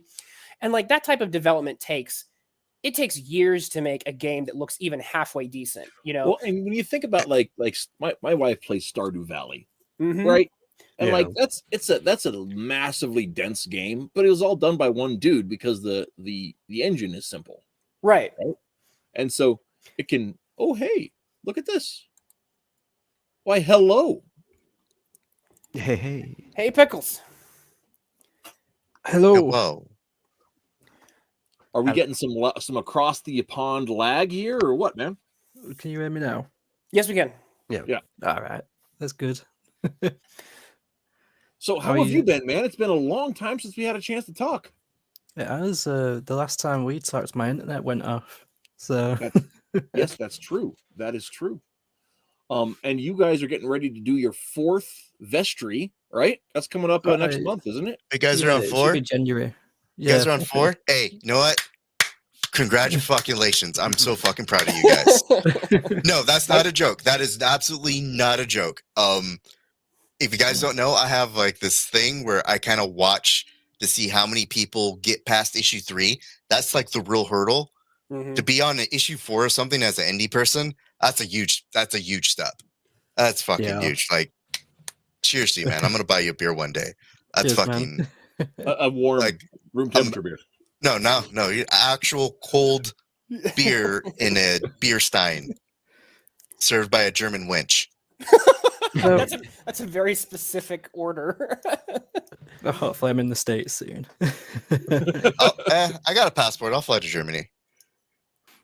I mean, Yep. England. Yeah, same place. No, you have to go to Germany to pick up the wench and then fly her. Yeah, it's To a, the it's a UK. process. Yeah, you know, yeah. it's That's a- a- it's a that stop. right there, that would be the most epic thing. You're just like, okay, I'll be right there, but I gotta stop at Hamburg first. Yeah. Yeah. So It you was got- just going back to fulfillment from earlier. Right. Exactly. Exactly. I know a guy in Hamburg that can get a wench like that. Gosh. That's why we go to Berlin. I can't wait to see that classified ad. Wanted wench to serve beer to man I've never met, but he just published his 4th comic book, so I'm buying him a beer. He's in Manchester. and Hey, I've you never know met what? him. If you wrote it correctly, you could find somebody in Germany who'd do it. They'd be like, Yeah. oh, that is dope. Hey, you know what? I'll just talk to Dennis. The Menace? No, Grand Comics. I mean, Okay. forgot. Now everybody knows his first name. So- Alrighty. Okay. Anyway, so I was gonna say I'm excited for 4 because I missed the campaign for 3, and Shabby was saying you guys are thinking about having 3 as an add-on for the 4 campaign. Yeah, because I think a lot of people missed issue 3, so I think one of our tiers is going to be issues 3 and 4 together. And I want obviously, that. if someone's not picked it up, then we offer them all as well. Issue 5, I've done the scripts for that, so that should be later next year as well. Whoa. So Mrs. H is actually in chat, and this is exactly the type of connection I was talking about making. But she said that I got my bachelor's in game design, and for our final, we had to work with actual clients to make games for them. My group made a bike safety game for the county. University of Baltimore Simulation and Digital Entertainment Facebook group. They are hungry for projects. So this is exactly the type of connection I'm talking about, because if they're looking for just, hey, I want to make a blank game and I'm looking for inspiration, it's like, hey, I've got a comic book, read the first 2 to 3 issues, read the first 3 or 4 issues, right? The magic number. And then, see if we can make, you can use that as inspiration for your game. Boom. That's exactly what I'm talking about. Dude, And I gotta tell you, I would love to do like an in-canon Game Boy adventure, because our one character Game Boy lives on the internet and does nothing but play video games and fight internet villains. I think there's an excellent opportunity to do a side-scrolling style beat 'em up with several of our indie characters. Like I could Well, no, they've got to live on the internet, or it doesn't fit my shtick. Well, no, I mean, as its own project, I'm talking about the fact that you could put like Rags, you could put like Common America together is like, and just this like side-scrolling beat 'em up game or something like that. And it's like, Rags would be the character who like picks up guns and shoots, like just like that, yeah. So Brian hates this idea. Final fight stuff. I'm just talking about like the type of characters in the video game. I'm not trying to explain Rags' own character to him. I'm talking about video. I'm sick. Okay? No, like at first I hated it, and then I was like, okay, you know what? This actually makes sense. All right, I'll let him have that. Yeah. No, okay. So Grudgingly. do you know the side-scrolling beat 'em ups I'm talking about, like Streets of Rage and like like Streets of Rage, Final Fight. River You City can actually get like Ransom. Mugen. Yeah. And if any, actually was experimenting with it for a little bit, but if you could get the what's it called, Streets of something. Streets of Rage? No, it's like Beats of Rage. That's what it is. Okay. Beats of Rage. So you can get Beats of Rage, and then basically what Beats of Rage is, it's like a Mugen side scroll for Streets of Rage. You can put in Street Fighter characters, King of Fighter characters. So if you got your 2D sprites of Common America, Regina, your Vestry guy, Riser Man, whoever, you could pretty much do a thing. Yeah, that's and you could do it as a proof of concept, and you could even maybe Kickstarter that later and put it like I was imagining, like where like as collectible items in the game, or maybe even power ups, you would pick up issues of our comics, and then it would add it to your collection of like collectibles in the game, and then later on you could say, oh, I picked up Riserman issue 1. Here's his first appearance, and you make those connections. And I'm like, these are the types of games we could make with our indie stuff, with our current even know-how. We just got to make the right connections, talk to the right people. Another option we could do is this one. You could do RPG Maker, and I think Metal's got some sprites. But these are the types of things that we can make, and I was just imagining like Regina being the character who like got more power if she picked up a weapon, like in the side-scrolling beat 'em up. Like I was just imagining the mechanics of it, because it's like Common America would probably like be strong all around, but like if Regina picks up a gun, it's like game over for like a whole bunch of baddies as long as she has ammo. There's a bunch of cool game mechanics you could toss in. You got to remember the Common Core has a 2-hour power limit, except for Common Victory.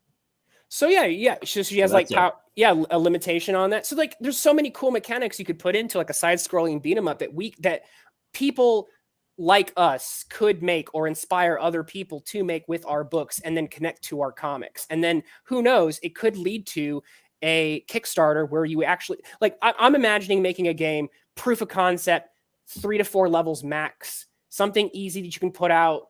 But then maybe that who knows, it builds into something. You Kickstarter, you make a full game. And then people for years, they speed run it and they break it, and they find all the bugs and exploits. You hand it over to the speed running community and you say, hey, here's my game, break it, please. And then, like I said, they run it for the next year on a stream, and then all of that, however, ends up, somebody Googles it. What's that game that they've been playing? And they find out it's connected to your comic. And that's how I think that's the other leg of the table that some of us may not have considered. Yeah, when I was inviting my business partner Barry on, because he has been working on an RPG based on our webcomic Forces for about a year, but I don't know how that's going, because I just want to get our comics out. Right. Yeah. So I was hoping he want to come on and talk about his process. I know he's had some struggle with coming up with building assets and stuff for the game too. So I would say, video games are kind of one of those things where it's a grandiose idea. I mean, it's doable, but it's still like grandiose. People are still struggling to get just the tiny things set out. So like if you give me like 2 seconds.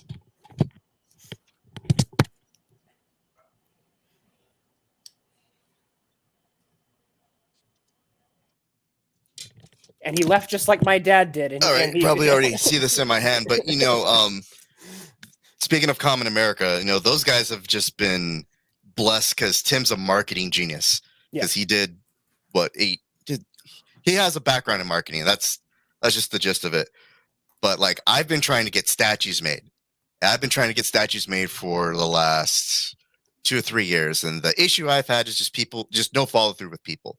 So finally, I actually have a patron who was finally able to make me one of these 3D printed. Oh, neat. Right, and it comes with a base. And I have hands. It's it's not the greatest thing. It's got to get painted and whatnot, but this is kind of like the small things, I think, that most people just can't get over or get to. So when you start talking video games, like, okay, how do you baby step your way into video games? You guys start with the smaller merch first. So at least that's what I think. Yeah. Oh, oops, Matt crashed.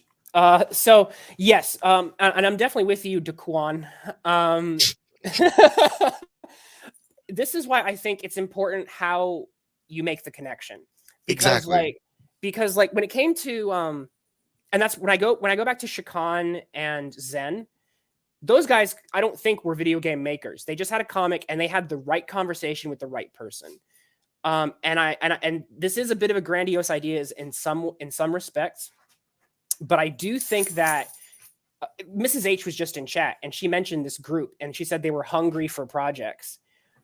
Maybe if we find the right group and they're already, got an engine, they already know what they're kind of doing. They're just looking for the artistic side of things, the inspiration, that's where maybe we could step in and be like, hey, read my comic, see if you like it.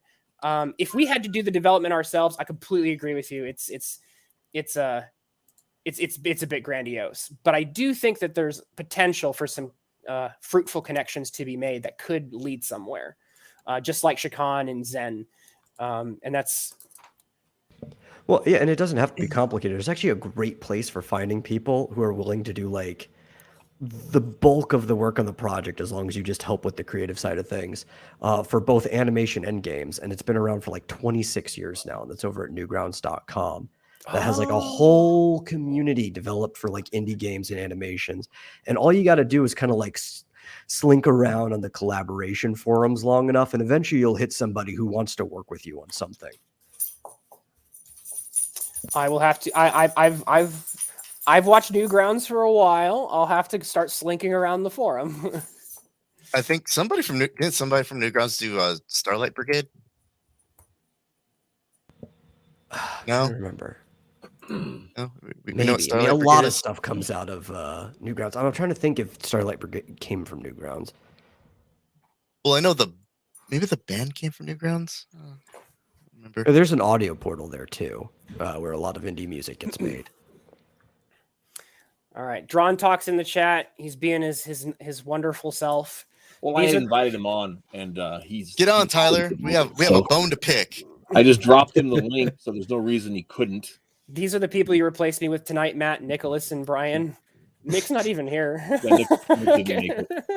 Yeah, but like Newgrounds completely changed the face of indie games back in like the mid-aughts to even now. And there's all kinds of people that are just looking for projects to work with. And a lot of them are like coders and stuff. They don't have necessarily big ideas of their own to turn into a game. They want to work with people who do. And same with the animators. A lot of them are just like, I'm talented at animating. I can even do all the art. I don't have a story. And they'll even work with people. Sometimes they'll even try to adapt styles. Like there's all kinds of people to work with there. So one day, part of I'm only here so I can fight Brian. It's time. All right, round. All movie guys. Oh yeah. Oh yeah. All right, let's in the spirit of the video gaming thing we were doing earlier. Round one, fight. No, I'd lose. Okay. Right? See, now you can got my knuckles all lined up for nothing. I'm working. Brian tweeted such a good photo today that after this stream, I'm gonna take my own photo to combat his photo, and I think the internet's gonna go, okay, that was funny. What photo? I didn't see a photo. Brian put a gun on me on Twitter. Oh, that. Now I got to go back and look at that. Wait, what? I liked you, by the way. I've been listening. I really liked the conversation with the whole like, I know people want to like make video games and stuff, but right now I think for the community it's like, just get your comic book out. Like, learn how to do that. So I wanted to preface the fact that before we jump into that, I think it is important to have more than one issue of your comic book out before you make some of those connections. So definitely what DQ was dropping with like the issue 4 number. I would even go up to 5. I think it's a more round number of like, I'm committed to this thing. Even though it's literally not a round number. I think the point Twitless was trying to make wasn't like, oh, hey, you got one issue of a comic book out, now go make a video game. It was just like, hey, these are different avenues to market your product, or these are different things to, you know, connect your comic book to. Because I'm always looking at expanding the things that I do. Because, you know, I have that Shopify store. I do waifu pillows. I'm trying to get 3D printed statues made for cheap. I do wall scrolls, posters, whatever, hats, beanies, you name it, underwear. But it's just like another. It's just like another thing that you have, another tool for the toolbox, if you will. That's the best way to say it. Right. Because one thing we do as creators is we say, "Oh, well, I can't do that, so I'm just not going to do it," and then you just slowed yourself on something that, you know, maybe you could be successful at it. Because again, you have those people who sit back and say like, well, your way of doing things suck. You have to do it my way because my way is the only way you can do it. Or you have to do it this specific way. And then you have people like me who are like, oh, page count? That's cute. I don't give a shit. And I just do what I want. So, you know, with that, Brian, I've told you this personally, but don't fight me. I've told Brian this privately, but like, it's no secret that like I even did a video. I was like saying like, you know, Rags. When I first read Rags, I was like, what's the page count on this issue? 37. Oh, that's weird. What's the page count on this one? It was just all random. So when I was making the girl with the mega fist, I was like, oh, like my fight scene. I can only do 12 pages. I'm like, why? Like, and then like I remember Brian like talking to me once. He's like, why follow it? Like, there's no rules to any of this. And so I was like, I remember sitting there, I'm like, yeah, you're right, there's not. 12-page fight scene turned to 36-page fight scene. Why? Because in comics you can do whatever you want. This is indie comics, you can do whatever you want. No rules. Whatever. Hey, Goku's fight with Frieza was like 5 minutes. Took like 30 issues, man. It's like I was saying before, sometimes it leads to some positive things. Since I do mine in like webcomic form first, I just write things as long as they need to be. So if I end up with like a weird odd page number, it's like, cool, I can throw in a few freebies of like art or something or a fake ad to fill in the rest of the pages so it rounds to 4. Yeah, but you got to look at it from the perspective of when there's a writer artist team. You got to come up with material, and if your artist is like, well, I'm done, or you got to, oh, I had this great idea for something to fit in there, and then it doesn't fit. Yeah, like, oh man, I have a blank page in my book. In issue 3 of Vestry, there's like a little torture scene, and I wrote that Damon cuts the eyelids off someone and pours a healing potion in their eyes and just keeps doing it. And Shabby was just like, no. I was upset by that. In Vestry 1, what like made my day when I was reading it was when it was near the beginning and he pulled out a health potion to heal himself, and I was like, oh, this is awesome, because I just got done like on a Skyrim binge. and then like I was like, oh, like what am I gonna do to like fill this fantasy void? And then when he pulled out the health potion, I was like, oh, this is it. This is awesome. Yeah, it's a fun. But Vestry, if you guys haven't, if people here haven't read Vestry, great. Vestry is such a fun book. It doesn't have enough stairs. On its 4th issue. Definitely needs more stairs. Most people aren't even past their 2nd. Well, when you hit 5, then you can make a video game. All right, done. Well, I don't necessarily think that there's rules. I mean, that's. I'm just messing around. See, now Twitless giving us. Hey, you know what? I've already hit 5, so I don't care. There you. I was just busting Metal's balls. So that's all.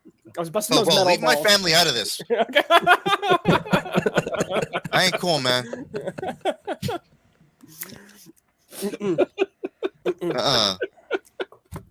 DQ, you're just itching for a fight. Yeah. That's probably true. That's probably true. But it's all in good fun. It's all in good fun. Not like I'm actually meaning So- anything. So, I will fight you to the death in Mario Kart. I'll pick Yoshi, who's the scorpion of Mario Kart. Scorpion. It's true. I stole that from Liz. I still have it from Liz. I Okay. can't claim that joke, but that was from Liz. I Get learned over that. here, bro. that's probably fair when you think about that. It is actually. Yeah. Actually, it's either him or Kirby. Kirby's not in Mario Kart. That's a good point. You're confusing Mario Kart with Super Smash Brothers again, aren't you? And Kirby's Air Ride, which is a racing Yeah. game with Kirby. But to be fair, they've been adding more and more characters in Mario Kart, like Link and the villager from Animal That's Crossing. in right. there Link now. is so. I'm wrong, but I'm not wrong in spirit. Riser Man says, I didn't count for page counts when I made my first script. It was only supposed to be a dozen or so pages, but Notepad doesn't have page dividers. You know what I use? I use Microsoft Word. I don't have any fancy, smancy like writing software Oh yeah. or what. I- Microsoft Word, I use Table. page use break. I use Google Docs. I use Google Docs too. It's very convenient for just sending it to other people. Yeah. And you If don't I'm- You can transfer your Word document to Google Docs as well. So that's fair. And you can also download them as ODTs, which I use a LibreOffice typically. Oh, to write OpenOffice? stuff in. But Libra's like what, the successor to OpenOffice, sort of. Yeah, well, Libre, they're built on the same skeleton, but OpenOffice that Oracle was putting out stopped updating when Windows 10 came out, so it wasn't, or even when Windows 8 came out. So I was like, okay, well, I'm not using Windows 7 anymore, so I'm not using your product. So So it's kind of like a fork. so. But yeah, I can't remember. I don't remember who the team is that like works on it or whatever. But it's like it comes available on all. It comes standard with most Linux distros, and I don't use Linux, but I still like the thing. So yeah, Notepad is less fancy than Word, but most things that have Notepad have WordPad too, which will save in RTFs and have page breaks and stuff. So. You can often download that from like the Microsoft website for free. So it's There called WordPad. needs to be a meme where it's like when you're like for scripting comics and it's like like the big brain and it's like galaxy brain and like then you're like cosmic brain, you're like this cosmic intelligence, and it's like it starts off and it's like normal head and it's like Office, and then bigger brain is like Google Docs. And then, like, as we keep going on into Galaxy Brain, the final one is like Notepad. Like, Drawing the letters in paint. yeah, drawing. That's the cosmic brain. Okay, so what did you say the first one was gonna be? First one's got to be like, when you said Open Office. Open Office. He's Yeah. gonna make it. Yeah. All right. What's the second one? Google Docs. Oh my Google gosh. Docs. This is how Google Docs. Brian always wins the meme wars. He fucking makes his own. No wonder I'm getting All right. trashed. What's the third one? Third one is Microsoft Word. I'm on MS Google Word. image. I'm on Google image search looking for a meme to fight Brian, and he's just making his own. Fourth one is Notepad. Now we're getting into like Galaxy Brain, and then the final one is drawing it in Paint. I'll just go up to Notepad. So I'd like to point out to anybody who is stuck along, because we're over 2 hours right now, but this is the backstage that often happens when we end the show. This is the kind of nonsense that goes on. So No, this usually is we'll what wrap happens when it. Brian shows up. That also happens too. But That's sometimes we'll wrap it up in a nice little bow, and we'll be like, okay, that's a good show. We've hit all the topics. Isn't it wonderful? Tune in next week for Comics Creators Club, where we'll be discussing Larry, what's his name, Bernard's story from Wild Tears of Curie and something else, which I still haven't made that connection with. Bye. But then we'll talk for 30 minutes or whatever afterwards, and that's what's happening right now. And then I'll complain. It's like, man, this would have been good if we were still streaming. Right, exactly. If we were still shooting. Yeah. So now we actually get the content. Yeah. John Talk. So guys, think about this. All the great content that we have here that you guys are getting for free, and you could help, Oh yeah, I give money to artists. I got to see Bye. this meme. Bam! Tweet it at you. By That was supporting fast. There we Ideal go. Comics on Patreon. That's awesome. That is awesome. Excellent work, sir. Gosh, how did you Okay, so wait, I freaking got fast. that was fast. All right, I'm sharing this on screen. That's amazing. All right, hold on. So you gotta. We have this neat. This is for you, Neo. Yep.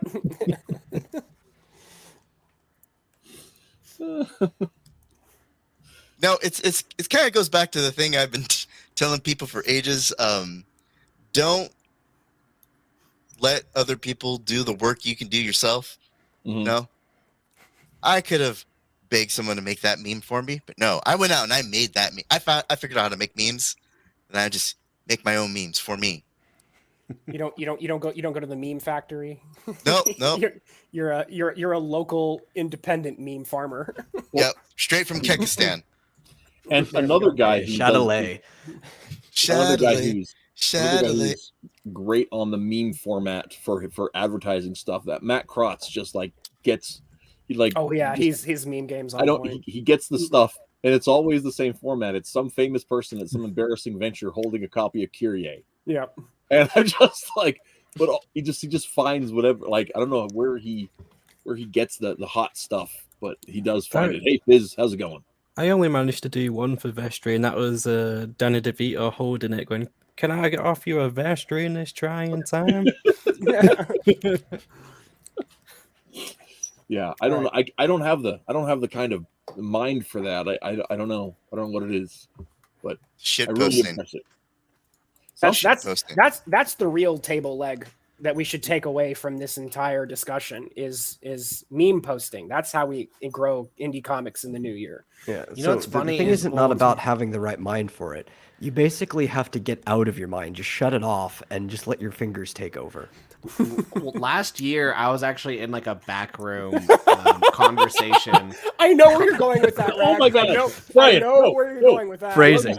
Dug off.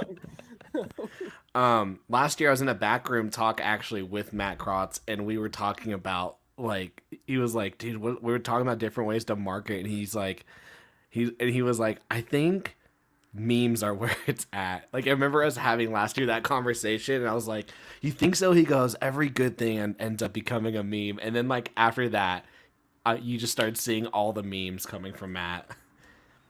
All from he just one day was like memes. That's it. He's not wrong. There's something. I mean, like the modern meme formats are all comics. Well, you know? you're playing with the cultural zeitgeist, like Yeah. Exactly. I like what you said. Memes are essentially comics. It's a story and pictures. Mm-hmm, mm-hmm. What do we And, do? like- We started out with memes, and now we're on like vintage. We're on like on vintage newsprint ads. Yeah. We're doing now just for giggles. Yeah. That's Well, I think that works really well. One of the things I love about the stuff that you've been doing with the fake ads, other than playing directly in your market, but the fact that with the busty redhead, audience, but additionally, you hit it with something. It's clever, it's smart, it's on several different levels that it runs up being appealing with it, which is something that. I don't know. It's fire in a bottle, Not shit, Okay. Brian. Fuck you. It's terrible. Eat my ass. I want to bend over. Oh my God. So he took it there. Hey, you know what? Just That's on you if you do it. Just turn your brain You know off. where I live. Doors just- open. Just turn your brain off. As a wise man told me, turn your brain off and let your fingers do the work. Oh, Yes. Hey, it's all the same in the dark to me. Good. So, zeitgeist means spirit of the age. So it's the idea of it's a manufactured German word from the early 20th century, because German is like prime for making things up and calling them words. Like Farfennugen didn't exist before they made it a word for a marketing campaign. Zeitgeist is like that, but it's the idea for the spirit of the age, the thing that encapsulates a moment in time. Yeah, think So, of it like the age of Aquarius. That's a spirit of a age. So, like, for example, I'm hoping, I don't know, like Cash Me Outside. How about that? You have that girl. Yeah.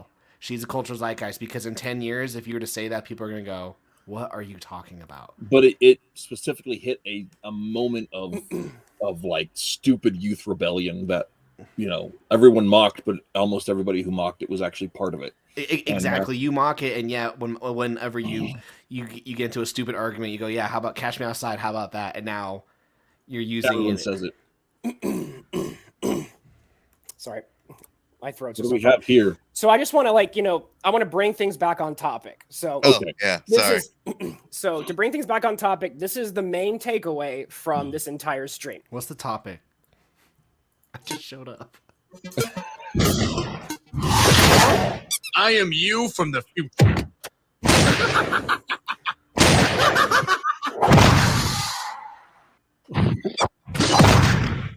What the hell was this? So this is where you get the name Twitless. Video games. Okay. So that's the main takeaway, ladies and gentlemen.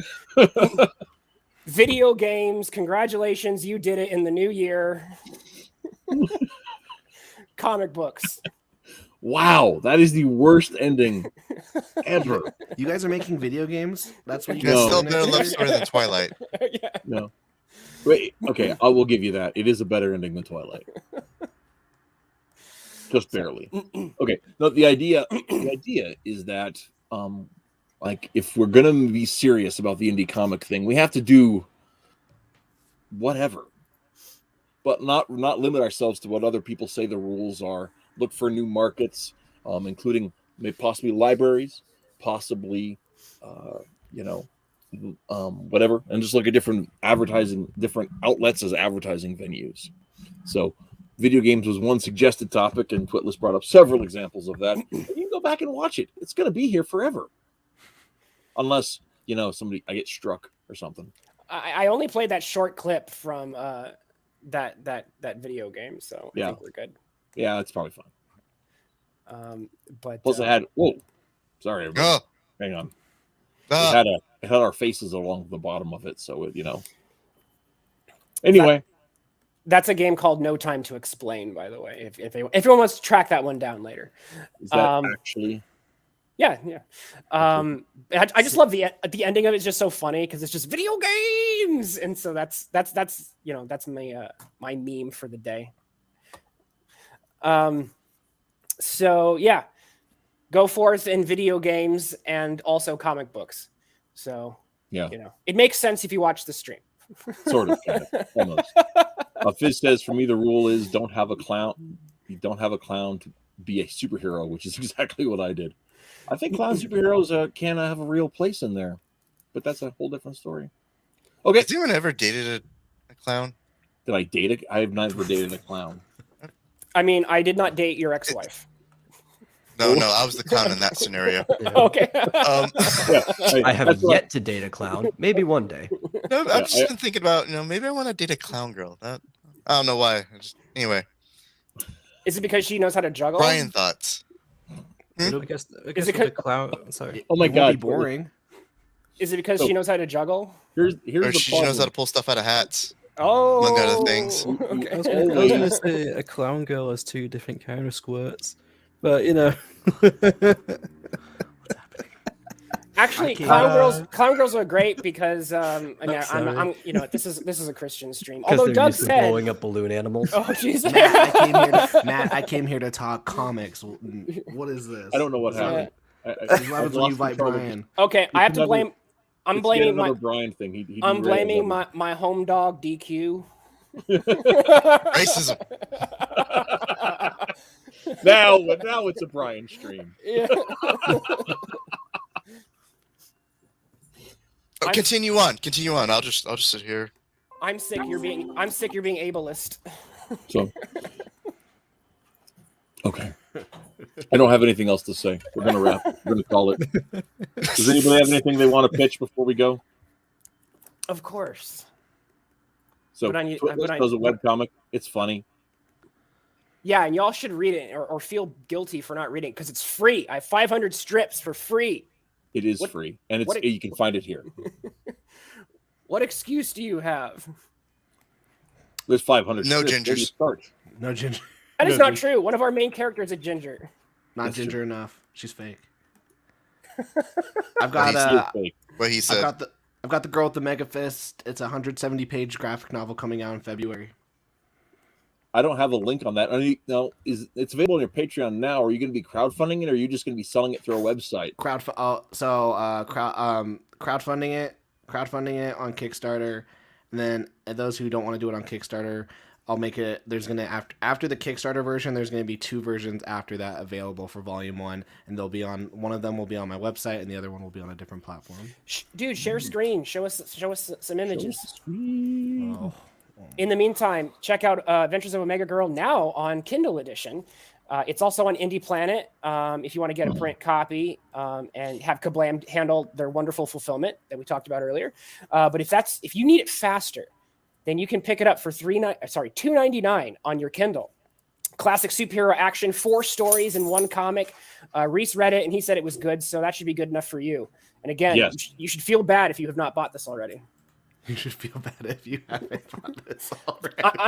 I'm trying this new thing called guilt marketing. It works really well in Catholics. I don't feel I'm guilty. Protestant, for it. so- Good luck. Okay. I think this is a Catholic-free stream tonight. Darn it. I Where's don't think any of us are Catholic. dang it? Where's Tim? At least one of us is Amish. Well, I just look Amish. Oh, hey, look. Picture of the girl with the mega fists. Yeah, boom. Yeah, so this will be this is the main Volume 1 cover. Why That'll is your be screen on, flashing? What's up with that? Oh, it's because I keep because I'm adding images. Okay. Okay, here we go. So this is gonna be this is the main cover that'll be available on Kickstarter. This will be the variant cover. It's gonna be Virgin, so there won't be any of this text on there. And then this is the Patreon exclusive Virgin variant cover. There won't be any of this text, but there will be 50 of them available on Kickstarter. Of these ones, but yeah, The Girl with the Mega Fist, guys, 170-page graphic novel, Volume 1. Sweet. Well, cool. So we'll probably have you on to talk about that when the time comes, because Yeah, let me know, and I'll send you all the files. Oh, sweet. All the files. All the All files. right. Rock and roll. Fizz, I have never heard of Goofanoid, but that name alone makes me curious. And email me or DM me on Twitter, because I am curious about that. I really need to fix this green screen thing. So. Oh, well. Yeah, it's got all bunched. It wasn't Yeah. bunched earlier, but now it's all bunched. Yeah, Anyway. I don't know what it is with this stupid thing. I'll fix it. Pickles is going to be having Vestry. Issue 4 is coming up. Are you doing Kickstarter or Indiegogo for that in January? First one's on Indiegogo, but if we can get Matthew Weldon to come back and do another cover, that will be on Kickstarter. Well, I might wait for the Weldon cover if you're gonna. Don't Let do me it know. because I did that with the 3rd one, and then on Kickstarter, you guys didn't fund that last time, right? On the 3rd one. I'm gonna blame Shabby for that one. I don't know. It might be because you don't come on the Vomitorium enough to promote your book.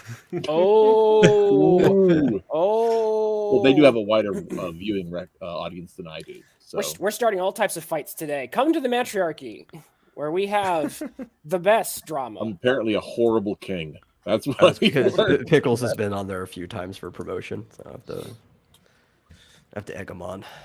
Yeah, well, all live streams are late for me. that's I true. know, That's time true. zones. It's like 3 a.m. there or something. Yeah. It's 4:30 in the morning. Where are you from, Pickles? Good old England. Queensland. What part? Manchester. Oh, nice. Get this. I lived in Surrey, south of London, for 3 years. I even got all my GCSEs. Unlucky. Almost did my A levels.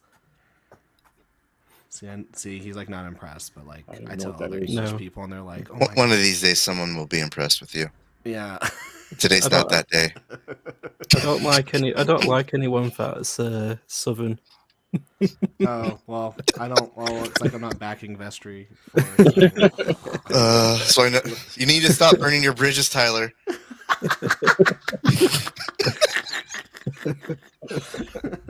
I learned from the best, so. That's fair. That's fair. That's fair. Man. That is so fair. Oh, You gotta damn it. call it good when it's good. The metal, you have your webcomic. That is. Oh yeah. And I've been on hiatus for a little bit, and then I picked back up, and then I was on a forced hiatus this last month because when I moved, apparently we lost the cord to my scanner. But I just got a new one, so I've been back in production. Awesome. Working on several things. Hopefully, I'll finish everything I started last year very soon, so I can work on the new stuff. And maybe even this year, I'll start on I don't know, maybe webcomic form, but ultimately a graphic novel for the Pop Rocks featuring Mitch and Sandy, which, according to earlier conversation, actually would be the perfect book to pitch to libraries. So, oh, sweet. Nice. Yeah, I mean, like, if Alison Bechdel can pitch to libraries, like, by golly, we can too. Do you guys know how to pitch to libraries, by the way? Yeah. All right. I got this. So right, you get the ball in your hand, right? The right hand, and you get your glove in the other one, right? And you kind of like this, and then you look at your catcher, see what signal he's given. No fastball, curveball, no up in the balls, and the blue ball, right? It gives you the blue ball. Like, all right, you nod, you spit your dip out, and you up, throw your leg up, and just bam, throw the ball, bam, pitched. And the librarian says, Strike. Yeah.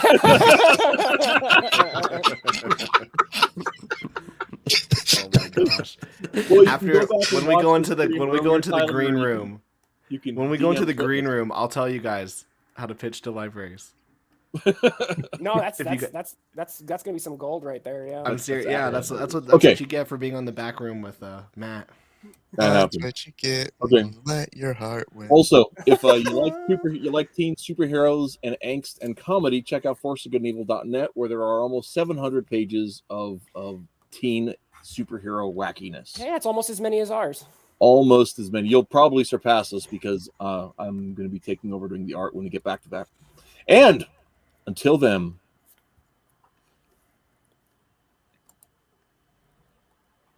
what's this? Oh, I see. This is Dio and Tyler nonsense. I don't have to know about that. Tyler, there's direct messages to you. You can suss out. Welcome to the Mattriarchy, where everyone's fighting everyone. You broke Neo's heart, and that's not my business. Good I'm night, get everybody. revenge for you, Neo. I got you. Good night, everybody. Thank you for tuning in. Hope this was fun. And hopefully, maybe, I don't know, who knows. Good night. Happy New Year. There you go. Video games!